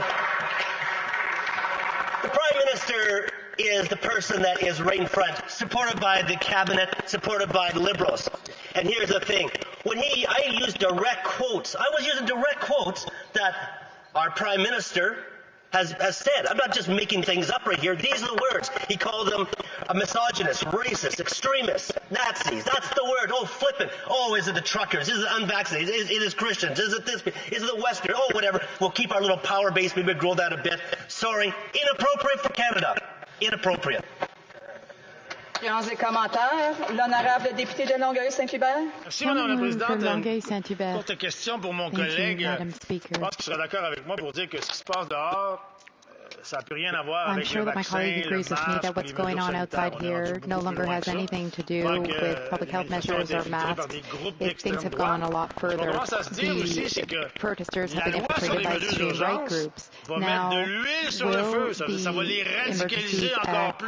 I think it will put more oil on the fire and radicalize them even more, make them want to stay even longer. Would my colleague agree? Merci à mon collègue député pour ses commentaires. For his comments. On entend qu'il y a des terroristes là. Mais si c'est we vrai, hear that there are terrorists outside. Well, if that's qui nous mènent pas ici à la côte, au Parlement. Ma femme a marché ici. Quand moi je promène ici, la majorité des personnes viennent et disent bonjour, bonjour. Voilà. Donc si c'est tellement un danger, pourquoi les policiers sont là? Pourquoi est-ce qu'on peut même marcher là? Pourquoi? C'est une bonne question. Merci. Comments? The honourable for Winnipeg Centre. Thank you, Madam Speaker. You know, I've had to be in this House for a couple of years where the anti-Indigenous racism here is fierce. And I understand, Madam Speaker, that it is an intense moment. But we are in the process of recovering our children. We just discovered 52 children in unmarked graves. This Member of Parliament, Madam Speaker, uses our pain as an example. And I would like to ask the member if he has humanity and will apologize for his comments. Our member for Pitt Meadows, Maple Ridge. Thank you, Madam Speaker. Well, I happen to be Indigenous. My family went to residential schools. Okay, I understand this. But that isn't about what this is. This is about Emergency Measures Act being imposed like it's never been before. Disgraceful. Thank you. We have time for a brief question. The honourable member for Saanich Gulf Islands. Thank you, Madam Speaker. Following up on the question from the honourable member for Winnipeg Centre, I also heard anti-Indigenous racism in the and as most Indigenous people in those areas also did say it's not right to burn down the churches. But the quote from the Prime Minister was absolutely appropriate to the circumstances of the pain of discovering the children who were stolen from their homes and never came home, and their bodies are being found, as the honourable member for Winnipeg Centre just said. And I do think the honourable member could have expressed himself more clearly to show some signs that he understands the pain of the communities that are going through this now. It is re-traumatizing people across this country in Indigenous communities. A very brief answer. The honourable member for Maple Ridge. These are examples of the tolerance and intolerance of our Prime Minister and the Liberal Party primarily. And I just gave you a variety of examples throwing out, including Unabomber, all sorts of different examples. There are so many of his approach, constant approach. And we oppose this imposition of the Emergency Measures Act as extreme. Thank you. Resuming debate, the honourable member for Scarborough Centre. Thank you, Madam Speaker. I will be sharing my time with the member for Fleetwood Port Counts. Madam Speaker, it is with sadness but with resolve that I rise today to take part in this historic debate. The country, and indeed the world, is watching. what is happening here. I hope that we can prove to be worthy of this moment in Canada's history. I would like to begin by thanking the members of the Parliamentary Protective Services who have been working hard to keep us all safe and to ensure that the people's servants can continue the people's work uninterrupted. And it is so important that our work continues, that we show the people outside and indeed the world that our democracy is strong and we will not be intimidated. Madam Speaker, we are 3 weeks into the occupation of Ottawa. Centered as it is on our workplace, we have been unable to avoid its impact. And as we reflect, I would ask that we remember that your experience may be different than mine. Some may feel comfortable walking through the lines without fear. As a racialized woman, a very visible Muslim woman, because of my choice to wear the hijab, my experience has been different. I cannot ignore the ties to white supremacy, Islamophobia, and anti-Semitism within this movement. One of those arrested in Quds for possession of a weapon and other charges has a history of Islamophobic social media posts and memes pushing the conspiracy theory that the Prime Minister is working with, quote, Islamist, unquote, to take over Canada through immigration. We have seen how online hate can transition to real-world violence. So it is with worry that I walk to Parliament each day, watching carefully those around me. It is a heavy weight to carry. Madam Speaker, it weighs on my soul.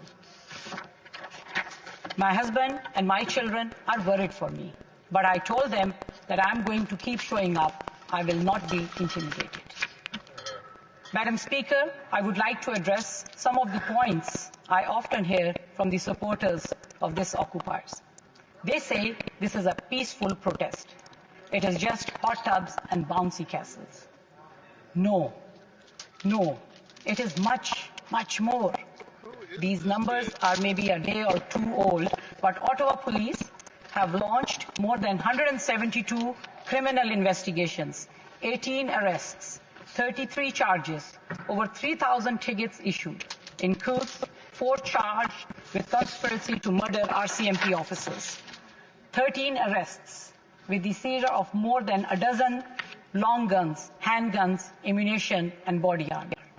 In Windsor, police have made more than 42 arrests, and they have seized 37 vehicles since the protest began there.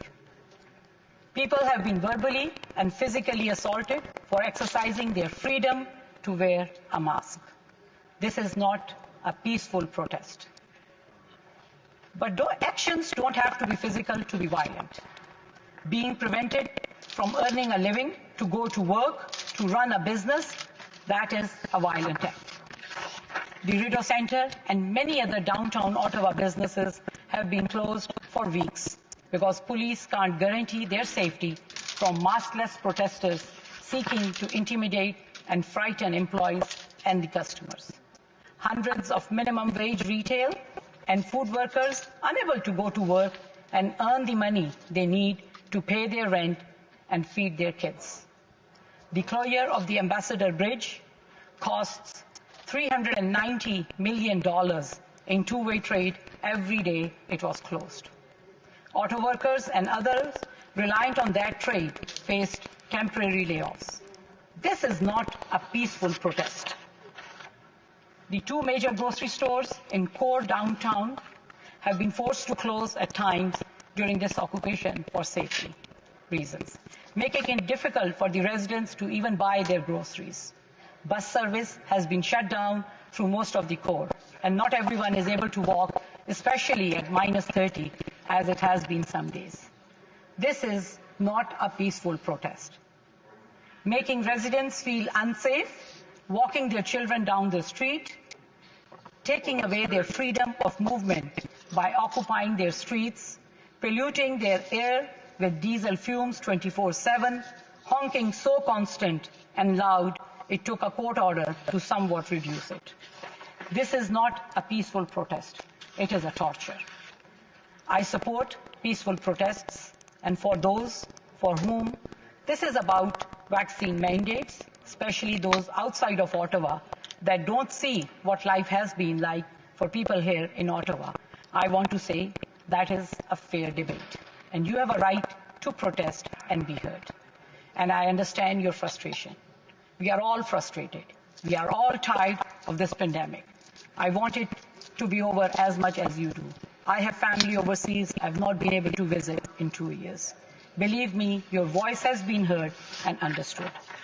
But we cannot just wish this pandemic away. Canadians have sacrificed too much. I believe, I hope we are close to the end. But I don't want to risk seeing restrictions lifted too early and people dying that didn't have to. That's the challenge here, I believe. I support your right to protest on these points. Peacefully park your vehicle, take the LRT downtown, stand on the lawn, and protest all day. But peaceful protests does not mean blocking city streets. It does not mean blocking trade and commerce. It does not mean threatening and intimidating local residents who are just trying to live their lives. It's time to give the people of Ottawa their city back. And allow me to say to the people of Ottawa, I'm sorry. We are sorry for what you have had to live through and endure. You don't deserve this. I won't prejudge the commissions and the inquiries that will follow. Right now, the focus must be restoring order, but you have deserved better from all of us. Madam Speaker, I would like to speak to our staff. I started my career in politics as an assistant at Queen's Park, and I know how hard our staff works. We get to go home on the weekends, back in our ridings, and away from this occupation. They have to stay here because our Ottawa staff lives here, many of them in Centretown or the Byward Market in the heart of this. I urge my colleagues to ask their staff who we couldn't do our jobs without. How do they feel? How are they doing? How is their mental health through all this? What is it like on the weekends when we have gone home, but thousands more people bent on trouble and violence descend on the downtown core? I'm so sorry they have had to go through this, that their families have had to go through this, and that some have had to watch as their bosses have posed for photos with the people making their lives unbearable. Photos they then have to post on their bosses' social media. I am sorry, and I hope you have the support you need to get through this. Madam Speaker, I believe in the Charter of Rights, but I feel like so many that quote it haven't really read it. With rights comes the responsibilities, and your rights don't override my rights. We have a responsibility to one another. That's part of living in a democratic society. Canada is founded on the principles of peace, order, and good government. Across our country today, that is under threat by a foreign-funded movement that, under the guise of vaccine mandate, seeks to disrupt our lives, disrupt our trade and commerce, and disrupt our faith in our institutions, our faith in one another. The measures in this act are targeted, they are proportionate, they respect the Charter, and they give the police the tools and the powers they need to restore law and order in our country. It's time to put our democracy first. I will be supporting this order. Thank you, Madam Speaker. Questions and comments, questions et commentaires. The honourable member for Battle River Crowfoot. Thank you very much, Madam Speaker. And there's certainly much from the Liberal member across the way speech that I'd like to comment on. But there was one specific thing that she said that really piqued my interest. So I would simply ask her this. She referenced that there will be commissions and inquiries related to the response to these blockades. And I'm glad to hear that. I wish, in fact, that the Prime Minister had said that. So I'm pleased to hear that they're willing to look into it. So my question is simple. If the Prime Minister and the actions of other members of this Liberal government are found to have been inflammatory, to have played a role in what has been taking place, Madam Speaker, I'm wondering if she will accept the findings of those commissions and inquiries. Honourable Member for Scarborough Centre. Thank you, Madam Speaker, and I would like to thank the Honourable Member for his question.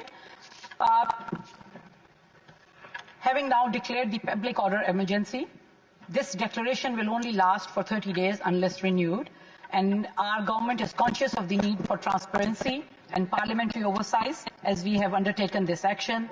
In the coming days, our parliamentary committee will be staffed to provide oversight while the emergency has been in effect. Questions and comments. L'honorable député de Longueuil-Saint-Hubert. Merci, Madame la Présidente. Courte question. Merci ma collègue pour sa question. Ce matin, le Premier ministre, quand il a présenté la loi sur les mesures d'urgence, il a dit quelque chose d'assez intéressant. Je le cite, en fait. Il a dit la loi, c'est pas quelque chose qu'on prend à la légère, qu'on fait à la légère, évidemment. Ça n'a même pas été la première, la deuxième, ni même la troisième option qu'on a envisagée. On se demande vraiment quelles étaient donc ces trois options qui ont été envisagées avant la loi des mesures d'urgence qu'on a devant nous aujourd'hui. Thank you, Madam Speaker, and I would like to thank the Honourable Member for his question. Madam Speaker, as the Prime Minister has made clear, the Emergencies Act is not the first option exercised or even the third or fourth. It's important to remember that local police are the first responders and the force of jurisdiction. In this case of Ottawa, that's the Ottawa Police Services. From the beginning, since the City of Ottawa began to make requests for support and resources, the government has worked with the city to ensure the RCMP provides the support they asked for. First, the City of Ottawa declared an emergency, then the Province of Ontario, and we continue to coordinate with and support those local authorities. We established an integrated command center with the Ottawa Police, OPP, RCMP to bring more resources forward. Only when it was clear that this was a crisis, national in scope, and that existing authorities available to the local police of jurisdiction were insufficient did the government reluctantly took this action. Questions and comments? The Member for London Pantra.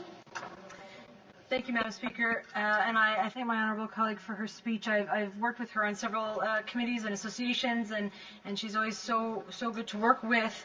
There's been a lot of discussions in this House on both sides about the level of disputes, I guess we could call them outside.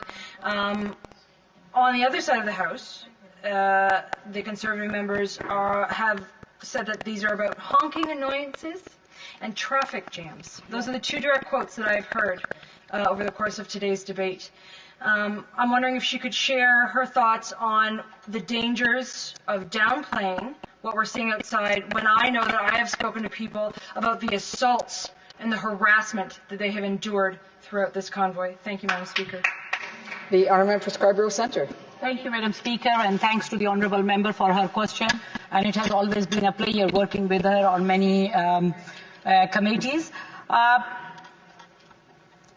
I totally agree that peaceful protests are an important part of our democracy, and everyone should have the right for peaceful protest. But these illegal blockades, blocking our trade corridors, blocking our borders, like as I mentioned in my speech, that the closure of the Ambassador Bridge has costed like $390 million per day in a loss of trade with our most important trading partner, US. So these are not peaceful protests. These are illegal blockades. We need to end these illegal blockades so that the people of Ottawa can have their life back. Resuming debate, the Honourable Member for Fleetwood Port Kells. Thank you, Madam Speaker. I have a message tonight for all my colleagues here in the House of Commons, and especially for everyone here at home in Fleetwood Port Kells who are having a rightfully good debate right now about the justifications for using the Emergency Measures Act. And I wanted to provide my own thoughts and the rationale behind my support for the government's actions. To do that, let's focus specifically on the questions in this debate. Is the government's use of the Emergency Measures Act justified? And are the measures being invoked legally? Well, the second answer is the easiest or the second question is easiest to answer, because that answer is yes, if the measures being used to deal with the situation conform with the legislation that's been on the books since the 1980s. But given that this is the first time that this legislation has been used, there should be scrutiny of the measures to make sure that they do conform with the law. But that is the easy part. But we have to talk about the justification. The Act is right to the point. It says a national emergency is an urgent and critical situation of a temporary nature that A, seriously endangers the lives, health, or safety of Canadians, and is of such proportions or nature as to exceed the capacity or authority of a province to deal with it. Or B, seriously threatens the ability of the Government of Canada to preserve the sovereignty, security, and the territorial integrity of Canada. So let's take that apart and look at the evidence. Does the current situation endanger the lives of Canadians? Well, the border disruption certainly endangered the economic quality of life for Canadians, and therefore their well-being, and there is ample evidence of that in Windsor, especially in the auto sector, or for so many businesses and their employees in Ottawa. The threats of physical violence to people in Ottawa's downtown neighborhood have been real, and charges have been laid against the 13 in Coutts, Alberta, apparently because they appeared ready to murder RCMP officers. Does the activity endanger our health? Well, there's no doubt that the premature lifting of public health measures is demanded by these protesters would do this. We saw this very clearly in Alberta last year when they lifted the mandates for the best summer ever, and it wasn't. So we don't want a repeat of that. But the stated aim of the protest is to force the government to abandon public health measures regardless of the advice from the Public Health Agency of Canada and provincial authorities. Do the blockades endanger safety? Well, when protesters harass and bully people and threaten assault, yes. When protesters allegedly tried to set fire to a residential building in Ottawa, gluing the door shut in the process, yes indeed. When police find that cache of weapons such as was seized in Coutts, Alberta, how could there not be a perception that public safety was endangered? Does the situation exceed the capacity or authority of a province to deal with it? Well, not in every case, but certainly in some, notably in Ontario, which is why the use of the Emergency Measures Act clearly sets out that it can be specifically targeted to locations where provincial authorities need additional help to restore order. And to the point that's been raised a few times, well, all these things were cleared up just as the Emergency Measures Act was being announced. Let's face it. We want to prevent them from bringing disorder back to those locations, which is a real and current threat. Do the current actions threaten Canada's sovereignty and security? Well, the manifesto of this group calls for Canada's democratically elected government to be deposed, and the government turned over to a committee made up of, in part, by them. So we put a check mark next to that one. But there'll be some who say, well, the answer is no. If you consider the protesters at face value as just some good old boys and girls and kids in big trucks challenging the government to preserve God-given and charter-enshrined rights and freedoms. But the people who believe that, like some of our conservative colleagues, have been deceived. They've been gamed by crafty, intense, gray-faced agents of passive-aggressive manipulation and sedition. One can only imagine the information our security services have on them. And the gaming that they've performed has been intense indeed. Canada has had a long and sometimes very colorful history of civil disobedience, where people break the law, and the police show patience and restraint while the protesters make their point. Then, having made their point on a reasonably transparent agenda, they and the government trade ideas, the deal is done, and the protesters go home. Well, those behind the blockade and occupations know this, and they have gamed us to a fare thee well. They allegedly gamed the Ottawa Police Service. Oh, we'll do our thing for a few days and then leave. while planning to use this grace period to dig in. They may have also gamed Ottawa's mayor, who thought there was a deal to get some of the trucks out of the residential areas until one of the leaders, Patrick King, stepped in and said, hey, no deal. We're not going anywhere. So do the current actions seriously threaten Canada's sovereignty and security? Well, the evidence says yes. When you take a close, honest look at the people calling the shots in the protest, do their actions seriously threaten Canada's sovereignty and security? Yes, absolutely. Patrick King, who's demonstrated significant influence in the Ottawa occupation, has deposited a great deal of material online. I'm going to quote him, and the you in the quote refers to the Prime Minister. I quote, "Someone's going to make you catch a bullet one day. To the rest of this government, somebody's going to do you in." And in another quote, "The only way this is going to be settled is by bullets." The 13 people charged in Coutts, Alberta, by their history of arrests and violence, represent a very clear danger to police and to Canadian society. Want to know what their motto is for change in Canada? Guns or rope. How many times, Madam Speaker, have we seen news of mass shootings and tragic bloodshed and loss of life, only to find out in the aftermath that, there were signs that the authorities should have picked up? Well, signs have been picked up, and this government will not want the postscript to an act of domestic terrorism to be an indictment by Canadians that we didn't act. And this gets us to the real point of the protest, the real agenda of the people behind it. You see, theirs is a world of anger, resentment, and hate, of minorities, of immigrants, of the liberal values and the democracy they represent. The core people behind the protests are precisely as the Prime Minister has described them. And many agree. Glenn Pearson, writing in National Newswatch today, noted, "This hatred for hatred's sake doesn't find an easy landing in Canada as it might do south of the border. But as the convoy protest revealed, the hate movement is increasingly interested in this country, hoping to undermine its authorities and replace them with chaos. The goal of such insidious agents was never to help the truckers succeed, but to make sure the government and security forces didn't."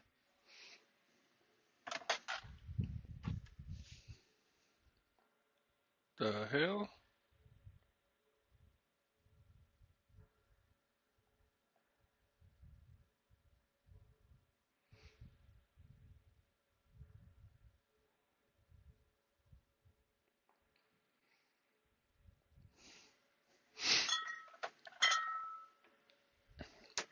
Why did they cut it off just then?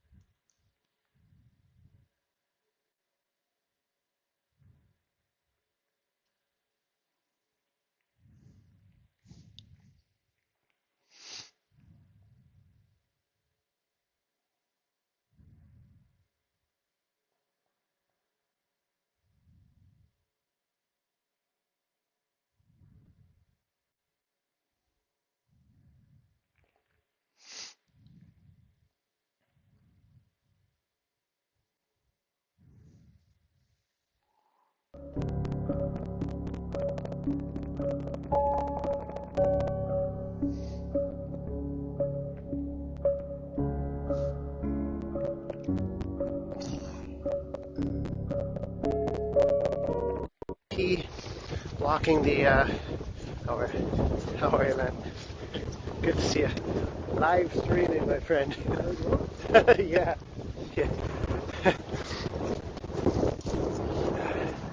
All right. What's that? This is a Samsung S21. Yes, sir? S21. Yeah. Expensive. You put battery? Yeah, this is a battery. I got hooked to it. Yeah, because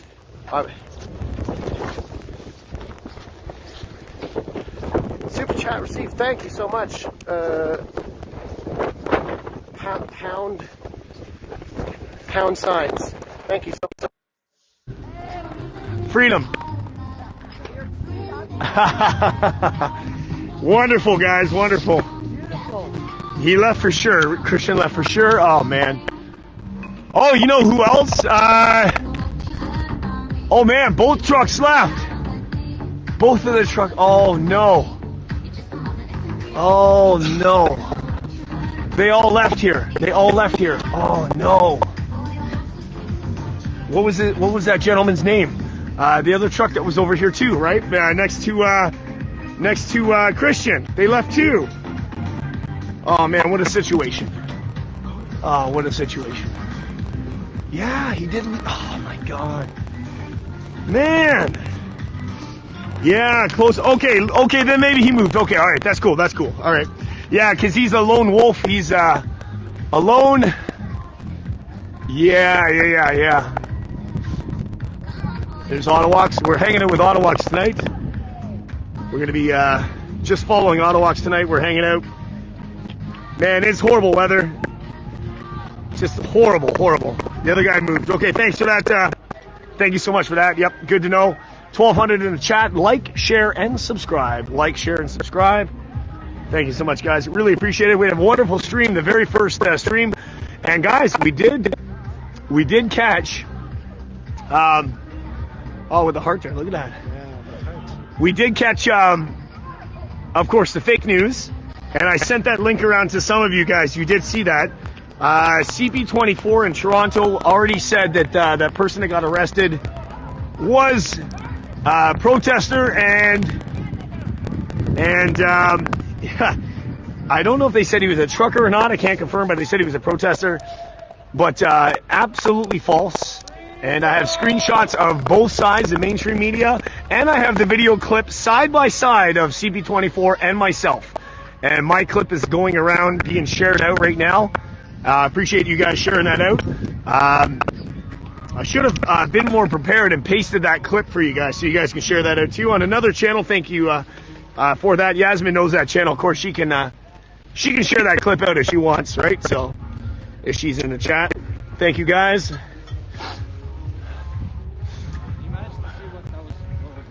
Yeah, freedom. Oh, freedom, yep. Freedom, yeah, totally see that, yep. We're hanging out with Ottawaks tonight, man. Double live streaming, that's what we're doing. Because the weather's so crappy, man. It's just horrible. Look at it, like, I can't even... It's just pure wet. Blowing ice pellets. I don't even know how to stop it from... And I've got the umbrella. Hey, we'll keep it going as long as we can. Man, this is awful. Awful weather tonight. Tomorrow's going to be a little better. So we'll just have we're going to do a short live stream. It is what it is. Let's see what's going on here. Mia Zoo, thank you so much for that. Thank you.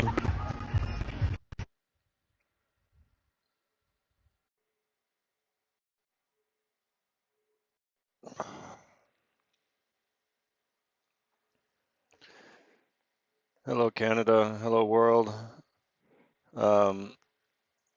I want to show my complete support for you. What you are doing is noble. It's honorable in the face of a loss of our basic rights to expression, our basic rights to assembly, and our basic bodily autonomy, sovereignty.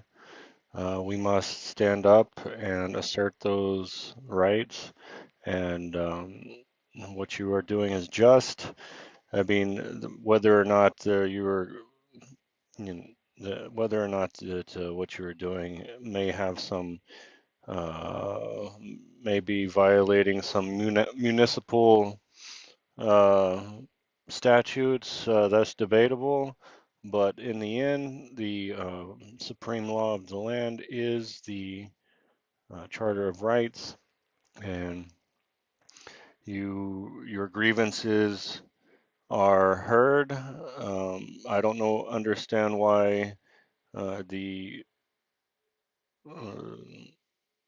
Prime Minister of Canada is not acknowledging your grievances, but they are grievances nonetheless. You are men and women of that country, and your grievances are worthy of investigation and resolution, just like any other person, any other man or woman of that country. It just so happens that there are a lot of Canadians who are protesting, that we see them in the streets, where we see several alternative media roaming the streets, filming these protests, talking to people, and whenever I watch the media, all they say is they have been severely impacted by the mandates, and they are unjust and violate the basic Charter of Rights. And it's obvious that they do. They do not want to take. They have chosen not to take the injection, and it is their right. It is their right to choose that, and it must not be infringed upon. This basic precept and principle of law is more. It's higher on the list. It's just whenever it comes in conflict, whenever a conflict over whether or not a violation of our charter rights is in conflict with mandating injections for public safety, it's the public safety still cannot override the charter rights whenever there is a conflict. So the resolution is defaulting to the charter rights. The people who support mandating, they are going to have to acquiesce in this dispute. There's no other resolution. That's the only possible resolution. So I fully support you. We pray for the pro-mandate side to come to the proper reasoning in this matter. We need to all live in peace, because this division is leading to attitudes of violence on both sides, and